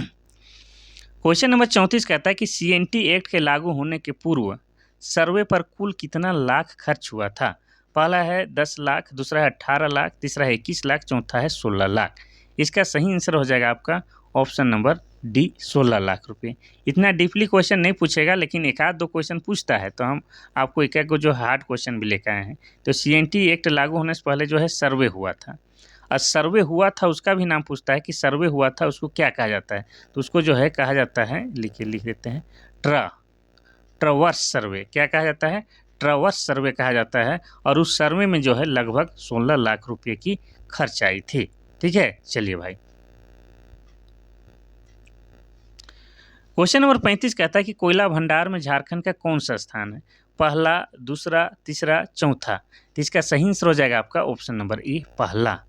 कोयला में जो है पूरे भारत में जो है झारखंड का स्थान पहले नंबर में है। अगर झारखंड में बात किया जाए तो झारखंड में जो है एक झरिया नामक स्थान जो है वो कोयला के लिए बहुत ही फेमस जगह है। और ये झरिया कहाँ है? तो आपका धनबाद जिला में है। और धनबाद जिला कब बना है? तो 1956 बना है। और धनबाद को क्या कहा जाता है? तो झारखंड का कोयला नगरी कहा जाता है और भारत का कोयला का राजधानी भी कहा जाता है। चलिए आगे बढ़ते हैं हम लोग क्वेश्चन नंबर 36 की ओर। क्वेश्चन नंबर 36 कहता है कि इनमें से कौन सा झारखंड में स्थित है? पहला है बांदीपुर राष्ट्रीय उद्यान, दूसरा है बांधवगढ़ राष्ट्रीय उद्यान, तीसरा है बेतला राष्ट्रीय उद्यान, चौथा है भालूकपोंग राष्ट्रीय उद्यान। तो इसमें कोई डाउट नहीं है, ऑप्शन नंबर सी हो जाएगा। बेतला राष्ट्रीय उद्यान क्या है? झारखंड में स्थित है। और झारखंड में भी कहाँ? तो झारखंड के लातेहार जिला में जो है आपका बेतला राष्ट्रीय उद्यान स्थित है। और लातेहार जिला बना है 4 अप्रैल 2001 ईस्वी को। अब बेतला राष्ट्रीय उद्यान की बात करेंगे तो बेतला राष्ट्रीय उद्यान ये कब बना है? तो 1986 ईस्वी में बना है। ठीक है। और यहाँ पर आपको बता दें कि यहाँ पर जो है पहली बार पूरे विश्व में बाघों की गणना कब की गई थी? तो 1932 ईस्वी में पूरे विश्व में पहली बार बाघों की गणना बेतला राष्ट्रीय उद्यान में किया गया था। और यहाँ पर जो है बाघ को बचाने के लिए जो है बाघ परियोजना चलाया जा रहा है। कब से चलाया जा रहा है? तो 1973-74 ईस्वी से जो है बाघ परियोजना भारत सरकार द्वारा चलाई जा रही है। इतना आपको याद रखना है बेतला राष्ट्रीय उद्यान के बारे में। और यह क्या है? झारखंड का एकमात्र राष्ट्रीय उद्यान है, ये भी आपको याद रखना है। ठीक है, चलिए बाकी की बात करेंगे। जैसे बांदीपुर राष्ट्रीय उद्यान ये कहाँ है? आपके दिमाग में आएगा ना कि भाई ये बांदीपुर राष्ट्रीय उद्यान कहाँ है सर, तो ये आपका कर्नाटक में है। क्या है? कर्नाटक शहर में है। बांधवगढ़ राष्ट्रीय उद्यान कहाँ है? तो बांधवगढ़ राष्ट्रीय उद्यान जो है आपका मध्य प्रदेश में है भाई साहब। कहाँ है? मध्य प्रदेश में है। भालूकोपांग राष्ट्रीय उद्यान ये कहाँ है? ये आपका शायद थोड़ा सा डाउट लग रहा है, अरुणाचल प्रदेश में है। कहाँ है? अरुणाचल प्रदेश में है। आप लोग को पता है तो मैसेज कीजिए, कमेंट कीजिए। आप लोग कमेंट और मैसेज करते ही नहीं, एकदम कोढ़िया गए हैं। ठीक है, फालतू रील्स देखिएगा, रील्स में कमेंट तो भर भर के करते हैं कि वाह क्या गजब एक्टिंग है, क्या ये है, लेकिन पढ़ाई वाला में मजाल है। आप लोग कमेंट कर दीजिए या लाइक कर दीजिए, ये कर ही नहीं सकते हैं। लेकिन ऊपर वाला सब देखता है भाई, कहाँ कहाँ आप लोग लाइक कमेंट कर रहे हैं, और गुरुजी इतना मेहनत कर रहा है उसमें नहीं कर रहे हैं। क्वेश्चन नंबर 37 कहता है कि तिलैया डैम किस नदी पर स्थित है? पहला है बराकर, दूसरा है उत्तरी कोयल, तीसरा है दामोदर, चौथा है स्वर्णरेखा। इसका सही आंसर हो जाएगा आपका तिलैया डैम की बात कर रहा है। ठीक है, ये किस नदी पर है? तो आपको बता दें ये आपका बराकर नदी पर है। ठीक है, बराकर नदी पर। वो कब बनाया गया है? तो 1953 ईस्वी में बनाया गया है। ठीक है, कब? 1953 ईस्वी में। और ये तिलैया डैम किस जिला के अंतर्गत आएगा? तो सर ये कोडरमा जिला के अंतर्गत आएगा। और कोडरमा जिला कब बना है? तो ये बना है 1994 ईस्वी में। और कोडरमा को क्या कहा जाता है? भारत का अभ्रक का राजधानी कहा जाता है। क्यों कहा जाता है? क्योंकि कोडरमा में जो है बहुतायत मात्रा में अभ्रक मिलता है। और कैसा अभ्रक मिलता है? तो उच्च कोटि का अभ्रक मिलता है। अब उच्च कोटि का अभ्रक का डिमांड पूरा विश्व में है, और उसे क्या कहते हैं? तो उसे हम लोग रूबी कहते हैं। ठीक है, इतना याद रखना है। अब जो है बाकी नदी की बात करेंगे तो उत्तरी कोयल नदी का जो है उद्गम स्थल कहाँ है? रांची का पिस्का गांव है। ठीक है, रांची का पिस्का गांव से उत्तरी कोयल नदी का उद्गम स्थल होता है। उत्तरी कोयल नदी की सहायक नदी में से में आपका है औरंगा। कौन सा हो जाएगा? औरंगा। और एक हो जाएगा आपका अमानत हो जाएगा, और एक हो जाएगा आपका बूढ़ा नदी। और इस बूढ़ा नदी पर ही आपका क्या है? लोध जलप्रपात है, जो कि झारखंड का सबसे ऊंचा जलप्रपात है और लातेहार जिला में है। अब लोध जलप्रपात को बूढ़ा घाट कहा जाता है क्योंकि यह बूढ़ा नदी पर स्थित है। और ये जो उत्तरी कोयल नदी है, ये सोन नदी की सहायक नदी है, ये भी आपको याद रखना है। अगर हम लोग बात करेंगे दामोदर नदी की बात करेंगे, इसका उद्गम स्थल टोरी है। अब टोरी कहाँ पर है? तो ये आपका लातेहार जिला में है, और लातेहार जिला 4 अप्रैल 2001 को बना है। दामोदर नदी को हम लोग क्या कहते हैं? तो दामोदर नदी को हम लोग देव नदी के नाम से भी जानते हैं। और दामोदर नदी जो है झारखंड का सबसे प्रदूषित नदी है, और झारखंड की सबसे लंबी नदी है। अब लंबी नदी है तो कितना लंबी है भाई, ये भी बता के जाइए। तो दामोदर नदी की लंबाई कितना है? तो झारखंड में जो है 290 किलोमीटर इसका प्रवाह क्षेत्र है। अब अगर पूछ दिया जाए कि दामोदर को और किस नाम से जाना जाता है, तो इसे बंगाल का शोक भी कहते हैं। बंगाल का शोक। अब शोक मतलब बड़ा दुख की बात है। दुख किस की बात की है? तो दामोदर नदी में जो है अत्यधिक बाढ़ आता है, जिससे जान माल की क्षति होती है, जिसके कारण दामोदर नदी को बंगाल का शोक कहते हैं। अब आपसे ये भी पूछ सकता है कि दामोदर नदी की जो है कुल लंबाई कितना है बबुआ? तो कुल लंबाई 592 किलोमीटर है बबुआ, ये आपको उत्तर देना है। ठीक है, स्वर्णरेखा नदी की अगर हम लोग बात करेंगे तो इसका उद्गम स्थल कहाँ है? रांची का नगड़ी गांव है। ठीक है, और जिस जगह से निकलता है उस जगह को रानी चुआ कहते हैं, और चुआ मतलब कुआं का छोटा रूप होता है। और ये क्या है? झारखंड का पहला ऐसा नदी है जो स्वतंत्र रूप से जो है बंगाल के खाड़ी में गिरती है। कहाँ पर? स्वतंत्र रूप से बंगाल के खाड़ी में गिरने वाली झारखंड की एकमात्र नदी स्वर्णरेखा नदी है। अब स्वर्णरेखा नदी पर क्या क्या है ये भी बताना होगा। तो स्वर्णरेखा नदी पर जो है आपका हुंडरू जलप्रपात बना हुआ है, जो कि आपका रांची जिला के अंतर्गत आता है। और हुंडरू जलप्रपात जो है आपका लोध जलप्रपात के बाद दूसरा प्रमुख या दूसरा सबसे बड़ा जलप्रपात है। इसके अलावा आपको बता दें कि यहाँ पर जो है पालना डैम है। क्या है? पालना डैम, जो कि सरायकेला जिला में है। इसके अलावा आपको बता दें कि चांडिल डैम है, जो कि सरायकेला जिला में है। इसके अलावा बता दें कि जमशेदपुर शहर भी जो है स्वर्णरेखा नदी के किनारे ही बसा हुआ है। इतना जो है आपको लिंक कर करके पढ़ना है, फिर जो है आप लोग कभी नहीं भूल पाइएगा। क्वेश्चन नंबर 38 कहता है कि झारखंड का शिमला किसे कहा जाता है? पहला है पारसनाथ, दूसरा है नेत्रहाट, तीसरा है बोकारो, चौथा है रांची। तो इसका सही आंसर हो जाएगा आपका option number D, Ranchi. Ranchi का मौसम जो है बड़ा कूल होता है, ना अत्यधिक गर्मी ना अत्यधिक ठंडा, जिसके कारण इसको क्या कहा जाता है, तो झारखंड का शिमला कहा जाता है। ठीक है, पार्श्वनाथ की बात करेंगे तो ये क्या है, झारखंड की सबसे ऊंची पर्वत श्रृंखला है और इसी का दूसरा नाम क्या है, तो इसी का दूसरा नाम समेत शिखर है। अब ये झारखंड की सबसे ऊंची पर्वत श्रृंखला है, तो इसकी ऊंचाई कितनी है, तो इसकी ऊंचाई मीटर में नापिएगा तो 1365 मीटर हो जाएगा और फीट में नापिएगा तो 4478 फीट हो जाएगा। इतना याद रखना है। अब इसको जो है क्या कहा जाता है, तो जैन धर्मावलंबियों का जो है तीर्थ स्थल कहा जाता है। क्यों कहा जाता है, इसके पीछे रीजन है कि पार्श्वनाथ में जो है जैन धर्मावलंबियों के 24 तीर्थंकर में से 20 तीर्थंकरों का निर्माण प्राप्त इसी पहाड़ी में हुआ है। ठीक है, और इनके जो 23वें तीर्थंकर थे, जिनका नाम क्या था, जिनका नाम पार्श्वनाथ था, और पार्श्वनाथ के नाम पर इस पहाड़ी का नाम पारसनाथ पहाड़ी रखा गया है। एक तीर्थंकर जो है अपने झारखंड के थे। अब झारखंड के कहाँ, तो चतरा जिले के थे। चतरा जिला के कहाँ, तो चतरा की इटखोरी के रहने वाले थे एक तीर्थंकर। और कितने क्रम के, तो 10वें क्रम के तीर्थंकर थे और उनका नाम क्या था, तो उनका नाम शीतलनाथ था। ये आपको याद रखना है।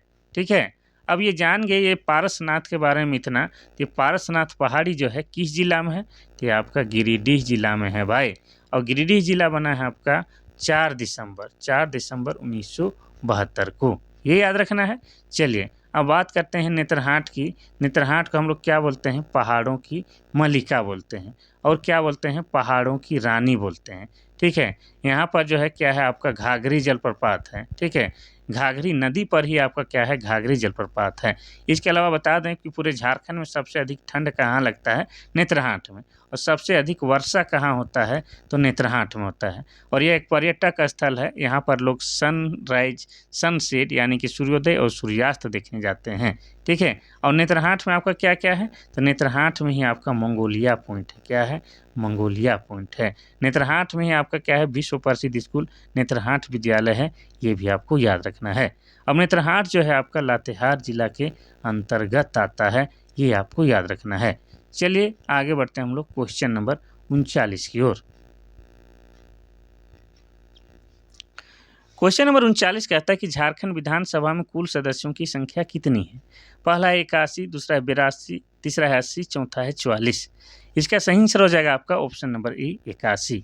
पहले जो है झारखंड विधानसभा में सदस्यों की संख्या 81 प्लस 1 82 हो जाता था। ये एक जो था मनोनीत वाला था, एंग्लो इंडियन सदस्य को मनोनीत करके रखा जाता था, जिसको जो है 104वां संविधान संशोधन के माध्यम से जो हटा दिया गया है। तो वर्तमान में जो है झारखंड विधानसभा में सीटों की संख्या 81 है। इसमें बंटवारा इस तरह से है, एसटी के लिए जो है 28 सीटें आरक्षित है, एससी के लिए जो है आपका कितना है, एससी के लिए 9 है और जनरल वर्ग के लिए कितना है, तो जनरल वर्ग के लिए 44 है। ये आपको याद रखना है। ठीक है, चलिए। और झारखंड विधानसभा के अध्यक्ष कौन है, तो आपके रविंद्रनाथ महतो हैं। कौन है, रविंद्रनाथ महतो जो है झारखंड विधानसभा के अध्यक्ष हैं और ये जो हैं JMM यानी कि झारखंड मुक्ति मोर्चा के विधायक हैं और ये नाला विधानसभा क्षेत्र से आते हैं। और ये नाला विधानसभा क्षेत्र जो है आपका जामताड़ा जिला के अंतर्गत आता है और जामताड़ा जिला 2001 में बना है। आगे बढ़ते हैं हम लोग क्वेश्चन नंबर 40 की ओर। क्वेश्चन नंबर 40 कहता है कि झारखंड के कुल कितने प्रतिशत क्षेत्र वन क्षेत्र के अधीन आता है। पहला है 25.27, दूसरा है 28.16, तीसरा है 29.76 और चौथा है 29.61। तो ये तो है आपका ईस्वी नहीं दिया गया है कि किस वर्ष के अनुसार, क्योंकि आपको बता दें कि प्रत्येक 2 साल में जो है वन रिपोर्ट जारी किया जाता है, भारतीय वन सर्वेक्षण रिपोर्ट के अनुसार। और कहाँ से जारी किया जाता है, तो देहरादून से जारी किया जाता है। और ये देहरादून कहाँ है, तो आपका उत्तराखंड में है।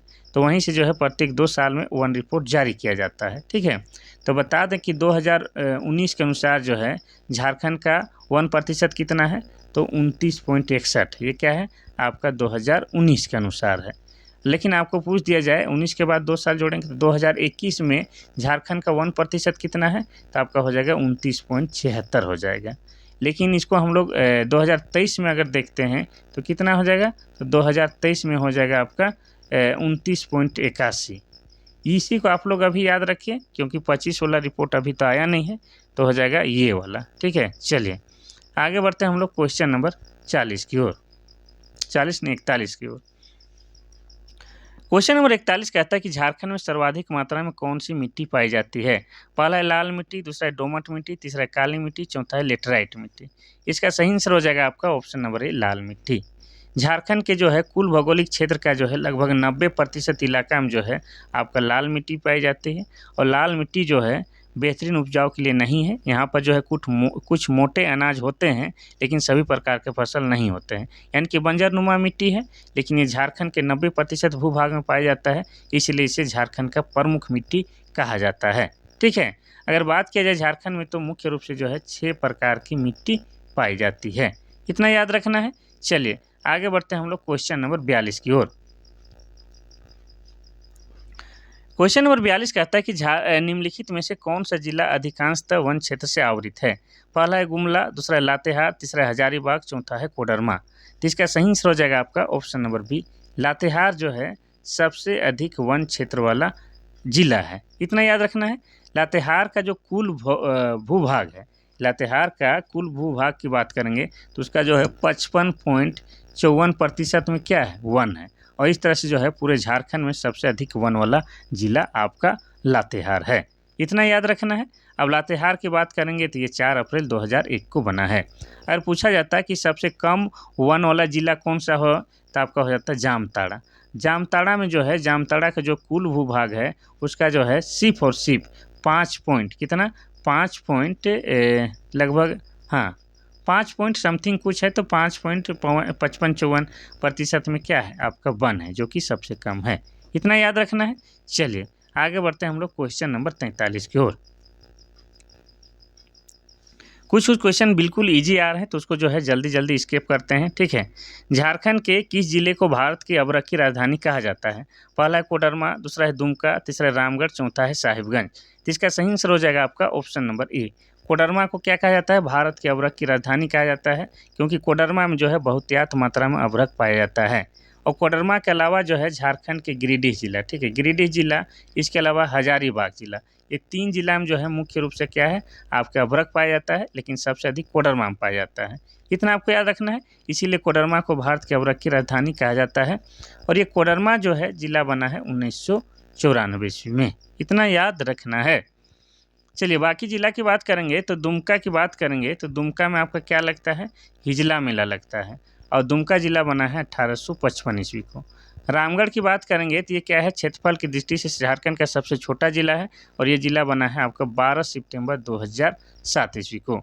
साहेबगंज झारखंड का एकमात्र जिला है जहाँ पर आपका क्या है, गंगा नदी बहती है, और ये जिला बना है 1983 में।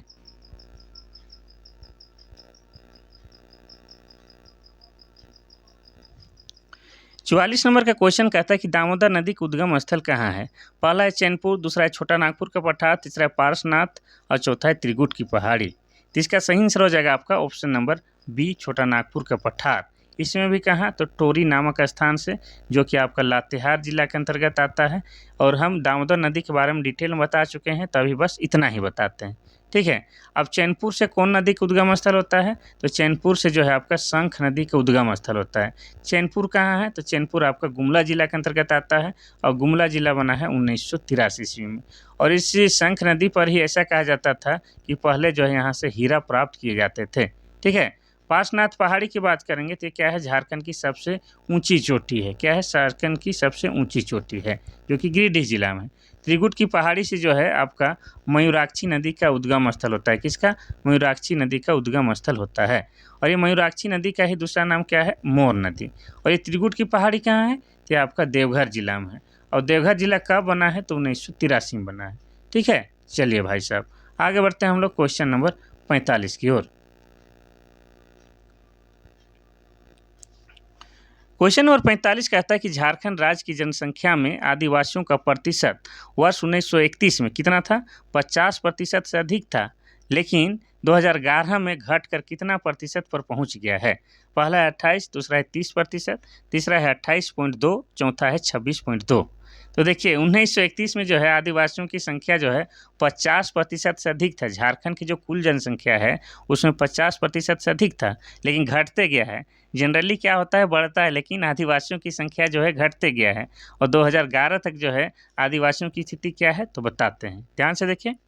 तो 2011 की जनगणना के अनुसार झारखंड की कुल जनसंख्या है 3,29,88,134 है। इसमें आदिवासियों की जनसंख्या यानी कि एसटीओ की जनसंख्या कितना है 86,45,042 है।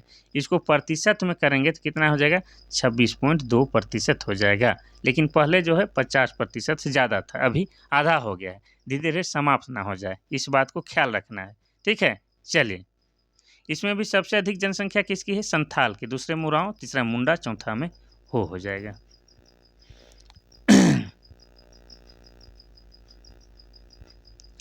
क्वेश्चन नंबर 46 कहता है कि इनमें से कौन सा औद्योगिक कस्बा छोटा नागपुर पठार पर स्थित है। पहला है भिलाई, दूसरा है रांची, तीसरा है आसनसोल और चौथा इनमें से कोई नहीं। तो इसका सही आंसर क्या हो जाएगा, तो इसका सही आंसर हो जाएगा आपका option number B, Ranchi. Ranchi है छोटा नागपुर कस्बा पर आधारित औद्योगिक। अब इसको ऐसा क्यों कर रहे हैं औद्योगिक कस्बा, तो आप सभी जानते हैं कि रांची में क्या है आपका HEC कारखाना है। इसको हम लोग क्या कहते हैं हेवी इंजीनियरिंग कारपोरेशन, जिसको हम लोग कारखानों का कारखाना भी कहते हैं। और इसकी स्थापना 1958 ईस्वी में किया गया है। ठीक है, तो ये कहाँ है रांची में है, रांची के हटिया शहर में स्थित है। इसीलिए हम लोग क्या कह रहे हैं रांची शहर को औद्योगिक कस्बा या मोहल्ला। भिलाई की बात करेंगे तो ये भी औद्योगिक कस्बा ही है, लेकिन झारखंड का नहीं है। तो भिलाई कहाँ पर है भाई, तो भिलाई हमारा छत्तीसगढ़ में है। ठीक है, छत्तीसगढ़ में है। और छत्तीसगढ़ जो है झारखंड में पश्चिम की दिशा से सीमा साझा करता है। आसनसोल भी क्या है, तो आसनसोल भी आपका औद्योगिक कस्बा है, लेकिन ये कहाँ है, तो आसनसोल जो है आपका पश्चिम बंगाल में है। कहाँ पर है, पश्चिम बंगाल में है भाई। और पश्चिम बंगाल जो है झारखंड के पूरब दिशा से सीमा साझा करता है। आगे बढ़ते हैं हम लोग क्वेश्चन नंबर 47 की ओर। क्वेश्चन नंबर 47 कहता है कि झारखंड में एल्युमिनियम का कारखाना कहाँ स्थित है। पहला है गोमिया, दूसरा है घाटशिला, तीसरा है सिंदरी, चौथा है मूरी। इसका सही आंसर हो जाएगा आपका ऑप्शन नंबर डी, मूरी। ये मूरी कहाँ है सर, तो मूरी आपका रांची जिला में है। और रांची जिला 1899 में बना है। और मूरी में जो है एल्युमिनियम का कारखाना बनाया गया है। कब बनाया गया है, तो 1938 ईस्वी में बनाया गया है। इतना आपको याद रखना है। अब मूरी में जो है क्या है एल्युमिनियम का कारखाना है। एल्युमिनियम से क्या बनता है, तो आपके घर में किचन में जो बर्तन है क्या है एल्युमिनियम के ही है। अब एल्युमिनियम जो है किससे बनता है, तो आपको बता दें कि बॉक्साइट से जो है आपका एल्युमिनियम बनता है। और बॉक्साइट झारखंड के जो है 3 जिलों से मुख्य रूप से पाया जाता है। एक तो हो जाएगा गुमला, दूसरा लातेहार और लोहरदगा। ये 3 जिला से जो है आपका बॉक्साइट आता है, उसी से एल्युमिनियम बनता है। ठीक है, चलिए। अगर हम लोग बाकी विकल्प की बात करते हैं तो गोमिया क्यों फेमस है भाई, तो गोमिया में क्या है आपका बारूद का कारखाना है। ठीक है, बारूद का कारखाना। ये गोमिया कहाँ पर है, तो गोमिया आपका बोकारो जिला में है। और बोकारो जिला बना है आपका 1991 में, ये याद रखना है। अब घाटशिला जो है क्यों फेमस है, तो घाटशिला जो है तांबा के खान के लिए प्रसिद्ध है, तांबा का कारखाना के लिए प्रसिद्ध है। ठीक है, और ये घाटशिला कहाँ है, तो आपका पूर्वी सिंहभूम जिला में है। और पूर्वी सिंहभूम जिला कब बना है, तो 1990 में बना है। सिंदरी जो है ये फेमस क्यों है, तो सिंदरी जो है उर्वरक कारखाना के लिए फेमस है, उर्वरक कारखाना के लिए। और सिंदरी कहाँ पर है, तो सिंदरी आपका धनबाद जिला में है। और धनबाद जिला बना है 1956 में।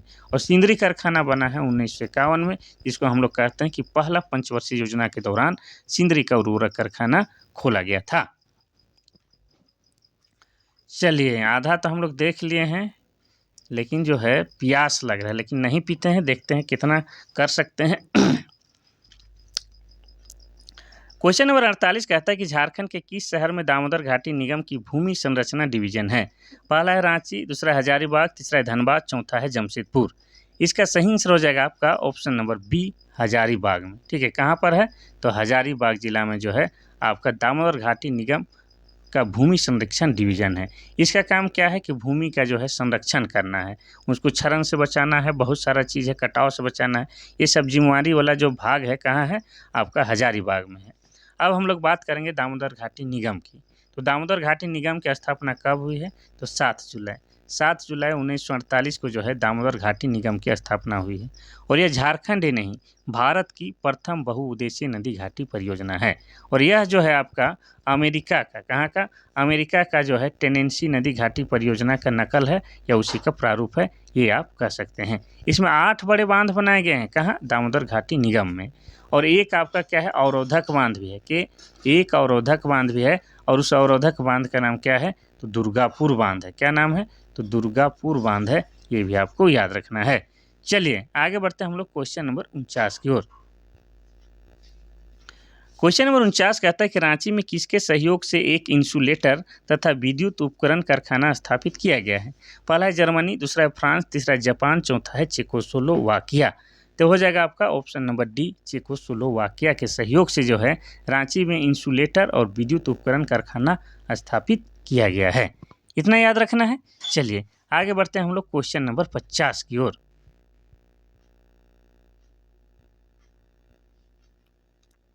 क्वेश्चन नंबर 50 कहता है कि भारत का सर्वाधिक लाह उत्पादक राज्य कौन सा है?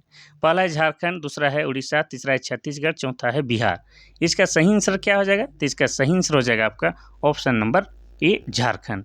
पूरे भारत में जो है लाह यानी कि लाख के उत्पादन में झारखंड नंबर 1 है, यानी कि पहले स्थान पर है। लेकिन हम लोग ये भी जानेंगे कि झारखंड के जो है कौन जिला जो है लाख उत्पादन में सबसे आगे है, तो हो जाएगा आपका खूंटी जिला। खूंटी जिला जो है पूरे झारखंड में लाख उत्पादन में सबसे आगे है। और पूरे भारत में जो लाख उत्पादन होता है उसका 24.5%, कितना, 24.5% अकेले खूंटी जिला का उत्पादन होता है, या खूंटी जिला में उत्पादन होता है, ये आपको याद रखना है। अब खूंटी की बात आया है तो खूंटी जिला कब बना है? ये बना है आपका 12 सितंबर 2007 को, और ये झारखंड का 23वां जिला बनता है। ठीक है, खूंटी। अब खूंटी के बारे में थोड़ा सा बताएंगे फिर ही आगे बढ़ते हैं।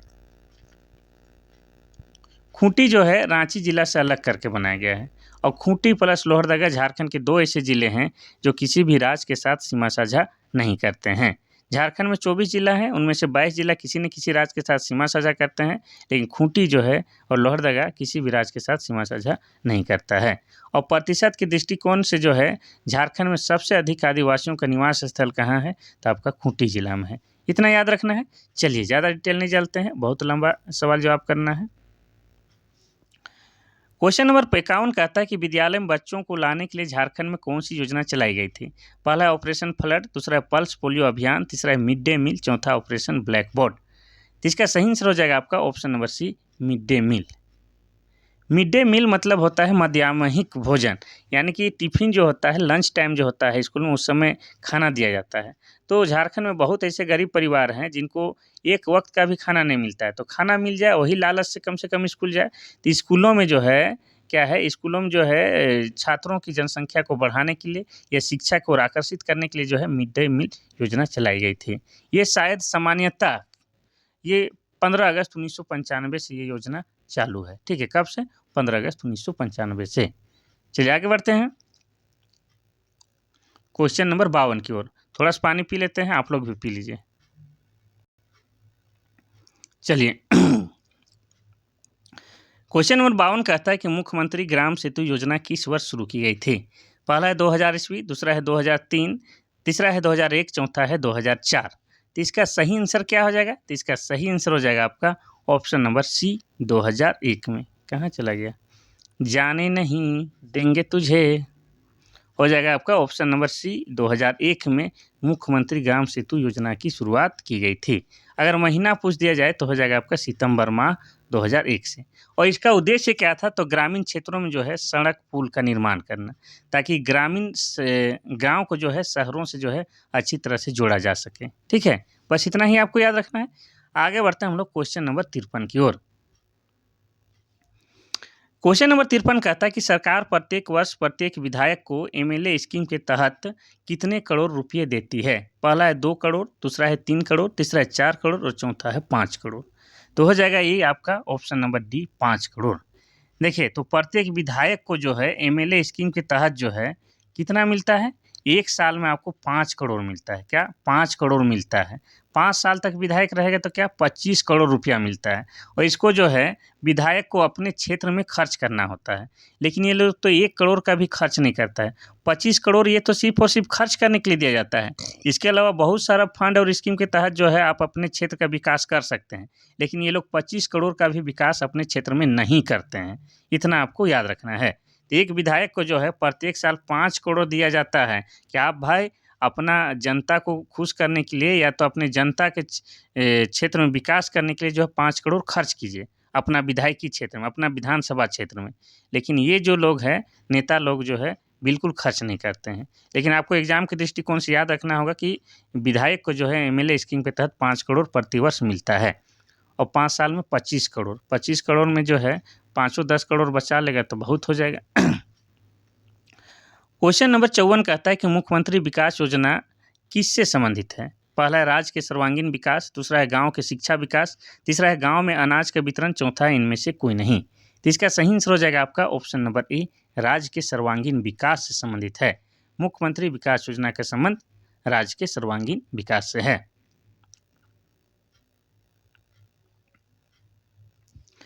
क्वेश्चन नंबर 55 कहता है कि Jharkhand tourist home stay scheme की शुरुआत कब हुई थी? पहला है 2000, दूसरा है 2005, तीसरा है 2009, चौथा है 2011।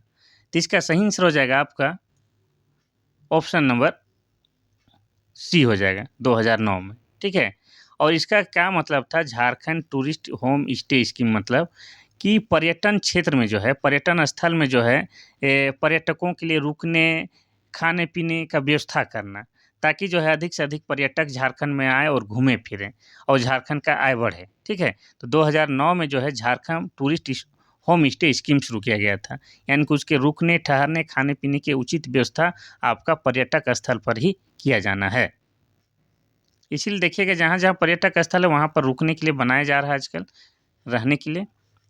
क्वेश्चन नंबर 56 कहता है कि निम्नलिखित में से कौन सा कथन सत्य है? पहला है वन प्रबंधन का तात्पर्य वनों का उचित ढंग से कटाव करने से है, और दूसरा है झारखंड में वन प्रबंधन का सर्वप्रथम प्रयास जेएफ हैबिट द्वारा किया गया था, और तीसरा है वन प्रबंधन का तात्पर्य वन के आदर्श प्रतिशत को बनाए रखने के लिए किए जाने वाले उपाय से है। थोड़ा सा ऊपर कर देते हैं, चौथा तो दिख नहीं रहा है। चौथा कहता है बी और सी दोनों सही है। तो आपको बता दें कि ऑप्शन नंबर डी सही हो जाएगा, बी और सी दोनों सही है। तो दोनों को ही आप लोग देख लीजिएगा, क्योंकि एक फेम में आ नहीं रहा है। झारखंड में वन प्रबंधन का सर्वप्रथम प्रयास जो है जेएफ हैबिट के द्वारा किया गया था, ये बिल्कुल सही बात है। और वन प्रबंधन का तात्पर्य वन के आदर्श प्रतिशत को जो है बनाए रखने के लिए किए जाने वाले उपाय व्यवस्था एवं नीतियाँ हैं, ये भी बात सही है। यानी कि बी और सी दोनों कथन सही है। आदर्श प्रतिशत मतलब आप लोग समझ रहे हैं। तो कोई भी जो राज्य है उसका जो भूभाग है, उसका भूभाग का जो है लगभग 33% में वन होना है, ये क्या है? आदर्श प्रतिशत है। और हमारा झारखंड में क्या है? तो 29.81 पहुँचा है। ठीक है, अभी भी हम लोग 33% वाला जो आदर्श प्रतिशत है उसको हम लोग नहीं पूरा कर पाए हैं। जबकि आप लोग जानते हैं कि झारखंड में जंगल झाड़ होने के कारण हमारा राज्य का नाम भी झारखंड है, लेकिन भी वनों का प्रतिशत अभी भी कम है आदर्श प्रतिशत से। कितना होना चाहिए था? 33%, लेकिन अभी भी 29.81 में हम लोग अटक गए हैं। अभी भी जंगलों को बढ़ाने की आवश्यकता है। क्वेश्चन नंबर 57 कहता है कि झारखंड में वन प्रबंधन का सर्वप्रथम प्रयास कब किया गया था? पहला है 1880-81, दूसरा है 1882-85, तीसरा है 1839-40, चौथा है 1884-85। तो इसका सही आंसर हो जाएगा आपका क्या? इसका सही आंसर, अच्छा, वन प्रबंधन का सबसे पहला प्रयास कब किया गया था? ये हो जाएगा आपका ऑप्शन नंबर बी हो जाएगा। 1882-85 में सबसे पहले प्रयास किया गया था। ये सब क्वेश्चन हार्ड है, लेकिन आपके एग्जाम के दृष्टिकोण से जरूरी है। क्वेश्चन नंबर 58 कहता है कि दलमा अभयारण्य किसके लिए प्रसिद्ध है? पहला है बाघ, दूसरा है चिड़िया, तीसरा मगरमच्छ, चौथा है हाथी।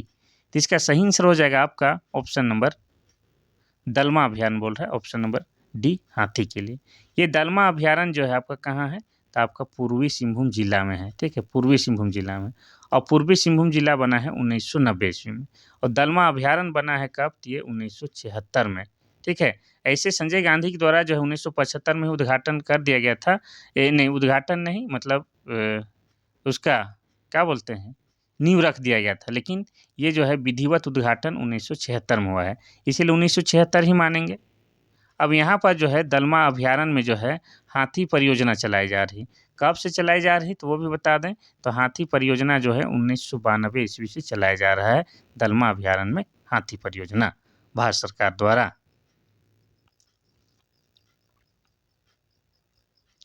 क्वेश्चन नंबर 59 कहता है कि तोपचांची अभयारण्य किस जिले में स्थित है? पहला है चतरा, दूसरा है धनबाद, तीसरा है बोकारो, चौथा है रामगढ़। तो इसका सही आंसर हो जाएगा आपका ऑप्शन नंबर बी, धनबाद में। ये तोपचांची अभयारण्य आपका धनबाद जिला में स्थित है। और तोपचांची अभयारण्य कब बना है? ये आपका 1978 ईस्वी में बना है। और धनबाद जिला कब बना है? तो 1956 बना है। ठीक है। धनबाद में आपका क्या है? वासेपुर नाम का शहर है, जिस पर बॉलीवुड पिक्चर बनी है गैंग ऑफ वासेपुर, जो कि झारखंड के धरती पर आधारित है, इसलिए आपको बता दे रहे हैं। चलिए आगे बढ़ते हैं हम लोग क्वेश्चन नंबर 60 की ओर। क्वेश्चन नंबर 60 कहता है कि झारखंड के किस गांव में मगर प्रजनन केंद्र स्थापित किया गया है? पहला है सवनाहातू, दूसरा है नगड़ी, तीसरा है मलूटी, चौथा है मुटा गांव। तो इसका सही आंसर हो जाएगा आपका ऑप्शन नंबर डी, मुटा गांव। मुटा गांव कहाँ है? तो ओरमांझी। ठीक है। ओरमांझी में आपका क्या है? मुटा गांव है। ठीक है। ओरमांझी में आपका सिकदरी वाला रास्ता में मुटा गांव है। अब मुटा गांव क्यों चर्चा में है? तो मुटा गांव जो है मगरमच्छ का प्रजनन केंद्र स्थापित किया गया है। इतना आपको याद रखना है। नगड़ी से जो है 2 नदियां निकलती है, आप सभी जानते हैं। एक हो जाएगा स्वर्ण रेखा और दूसरा हो जाएगा दक्षिण कोयल। ये दोनों नदी जो है रांची के नगड़ी गांव से निकलते हैं। मलूटी गांव ये कहाँ है? आपका दुमका जिला में है। और मलूटी गांव को ही क्या कहा जाता है? तो मंदिरों का गांव कहा जाता है। ये आपको याद रखना है। चलिए आगे बढ़ते हैं हम लोग क्वेश्चन नंबर 61 की ओर। क्वेश्चन नंबर 61 कहता है कि झारखंड में किस प्राकृतिक आपदा में मृत्यु सबसे ज्यादा होती है? पहला है चक्रवात, दूसरा है वज्रपात, तीसरा है सूखा, चौथा है बाढ़। प्राकृतिक आपदा, ठीक है। एक होता है मानव आपदा, मानव के चलते होता है, लेकिन ये प्राकृतिक के कारण आता है। ये प्राकृतिक आपदा है। इसमें सबसे ज़्यादा मृत्यु झारखंड में ऑप्शन नंबर बी, वज्रपात से होता है। ठीक है। किससे होता है? वज्रपात से होता है। और वज्रपात को हम लोग क्या कहते हैं? तो तड़ित भी कहते हैं। क्या कहते हैं? तड़ित। बिजली गिरना, आसमानी बिजली गिरता है, उसी को वज्रपात कहते हैं। इसी से सबसे ज़्यादा मृत्यु झारखंड में होता है।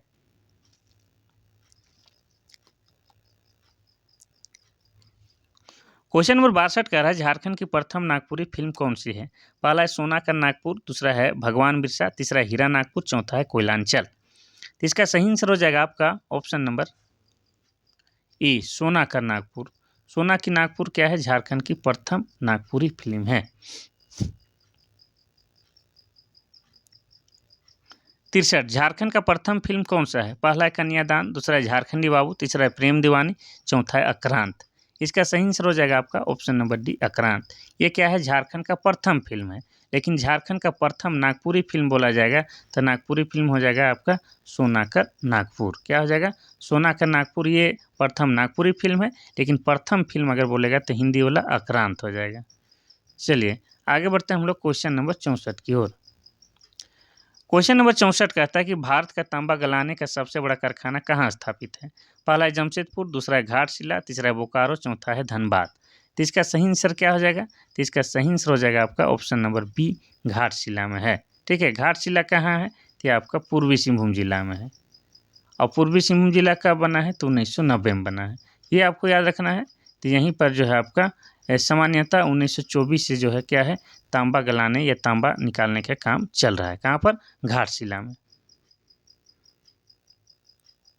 फटाफट खत्म कर देते हैं, आप लोग बोर हो जा रहे होंगे। अगर आपको दिक्कत होता है तो बोलिएगा 30 क्वेश्चन ही लेके आएंगे, आधा घंटा 45 मिनट वाला। ठीक है। क्वेश्चन नंबर 65 कहता है कि माउंट एवरेस्ट पर चढ़ने वाली झारखंड की प्रथम महिला कौन है? पहला है निक्की प्रधान, दूसरा है दीपिका कुमारी, तीसरा है प्रेमलता अग्रवाल, चौथा है महुआ मांझी। तो इसका सही आंसर हो जाएगा आपका option number C, Premlata Agarwal. Premlata Agarwal क्या है? एवरेस्ट पर चढ़ने वाली झारखंड की प्रथम महिला है। यानी कि ये क्या है? तो ये पर्वतारोहण है। क्या है? पर्वतारोहण है, पहाड़ों पर चढ़ने का काम करते हैं।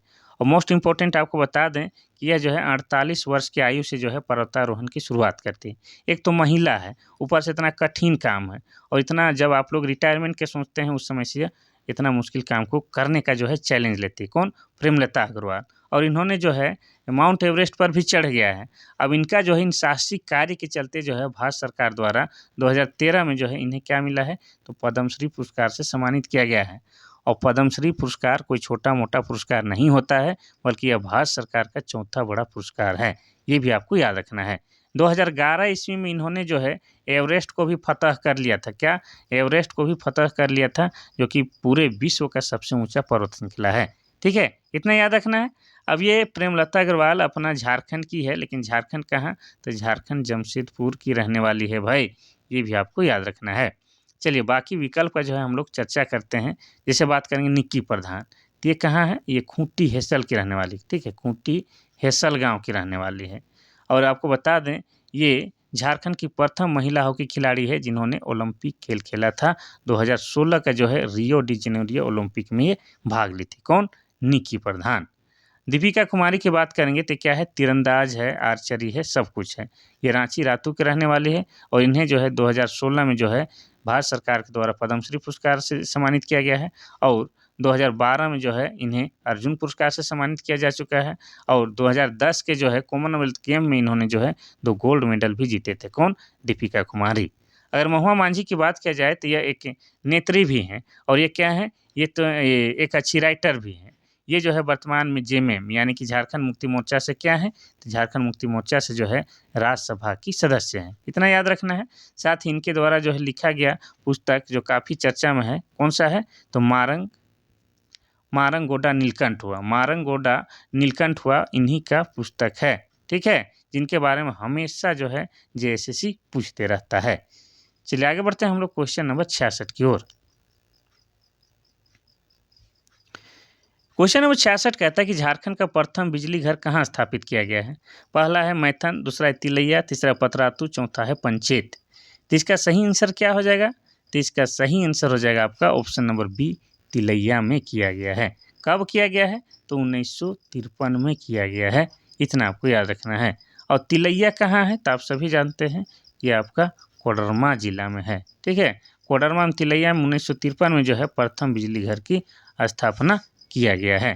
कोडरमा के बारे में बचा चुके हैं बहुत बार। आगे बढ़ते हैं। क्वेश्चन नंबर 67 कहता है कि झारखंड में सर्वप्रथम शासन व्यवस्था किस जनजाति द्वारा स्थापित किया गया था। पहला उरांव, दूसरा है मुंडा, तीसरा खरवार, चौथा है संथाल।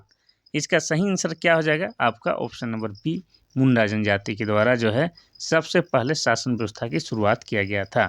उसमें भी उस व्यक्ति का नाम क्या है, तो उस व्यक्ति का नाम ऋषा मुंडा है। ऋषा मुंडा के द्वारा जो है सबसे पहले शासन व्यवस्था स्थापित किया गया था, ठीक है।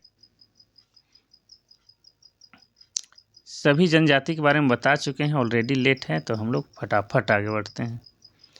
क्वेश्चन नंबर 68 कहता है कि मुंडाओं का समाज कैसा था।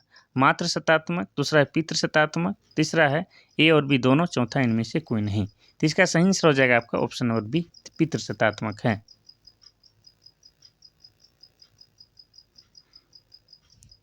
क्वेश्चन नंबर 69 कहता है कि मांझी परगना में निषिद्ध यौन संबंध के लिए निर्धारित दंड क्या है। पहला है बिटलाहा, दूसरा है अर्थदंड, तीसरा है शारीरिक दंड, चौथा इनमें से कोई नहीं। तो सबसे पहले बता दें कि मांझी परगना किसको कहते हैं। संथाल जनजाति के जो शासन व्यवस्था है उसी को मांझी परगना व्यवस्था कहते हैं। और आप सभी जानते हैं कि संथाल जनजाति में जो है यौन से संबंधित दोषी पाए जाने पर जो है बिटलाहा नामक सज़ा दिया जाता है। और बिटलाहा नामक सज़ा में होता क्या है कि गांव घर से जो है हुक्का पानी बंद कर दिया जाता है। लेकिन ये हमेशा के लिए नहीं है। आप जो है कुछ सुधार और कुछ शर्तों को जो है पालन करके जो है वापस समाज में फिर से शामिल हो सकते हैं। लेकिन ये क्या है, आपका सबसे बड़ा सामाजिक सज़ा है संथाल जनजाति में, ये भी आपको याद रखना है। अब जो है हम लोग आखिरी क्वेश्चन देखने वाले हैं। उससे पहले आपको बता दें कि आप लोग के लिए जो है काफ़ी शिद्दत से मेहनत कर रहे हैं, तो आप लोग कुछ ना कुछ कमेंट जरूर कीजिए, लाइक जरूर कीजिएगा, ठीक है। और किसी प्रकार का बदलाव या कुछ और चाहते हैं तो आप लोग जो है ज़रूर से ज़रूर कमेंट कीजिएगा। क्वेश्चन नंबर 17 कहता है कि पढ़ा राजा या मानकी की सर्वोच्च न्यायपालिका, कार्यपालिका और विधायिका माना जाता है किसको। पढ़ा पंचायत, दरोगा, पाहन, मुखिया। तो इसका सही आंसर हो जाएगा आपका ऑप्शन नंबर ए, पढ़ा पंचायत को, ठीक है। तो ये था आज का महत्वपूर्ण क्लास जो काफ़ी शिद्दत के साथ आप लोग के लिए लाए थे। नीचे में लिख भी दिए हैं, थैंक फॉर वॉचिंग। आप लोग देख के बहुत बढ़िया काम किए हैं। तो चलिए आज के लिए बस इतना सा ही, कल फिर मिलते हैं, तब तक के लिए थैंक यू, धन्यवाद।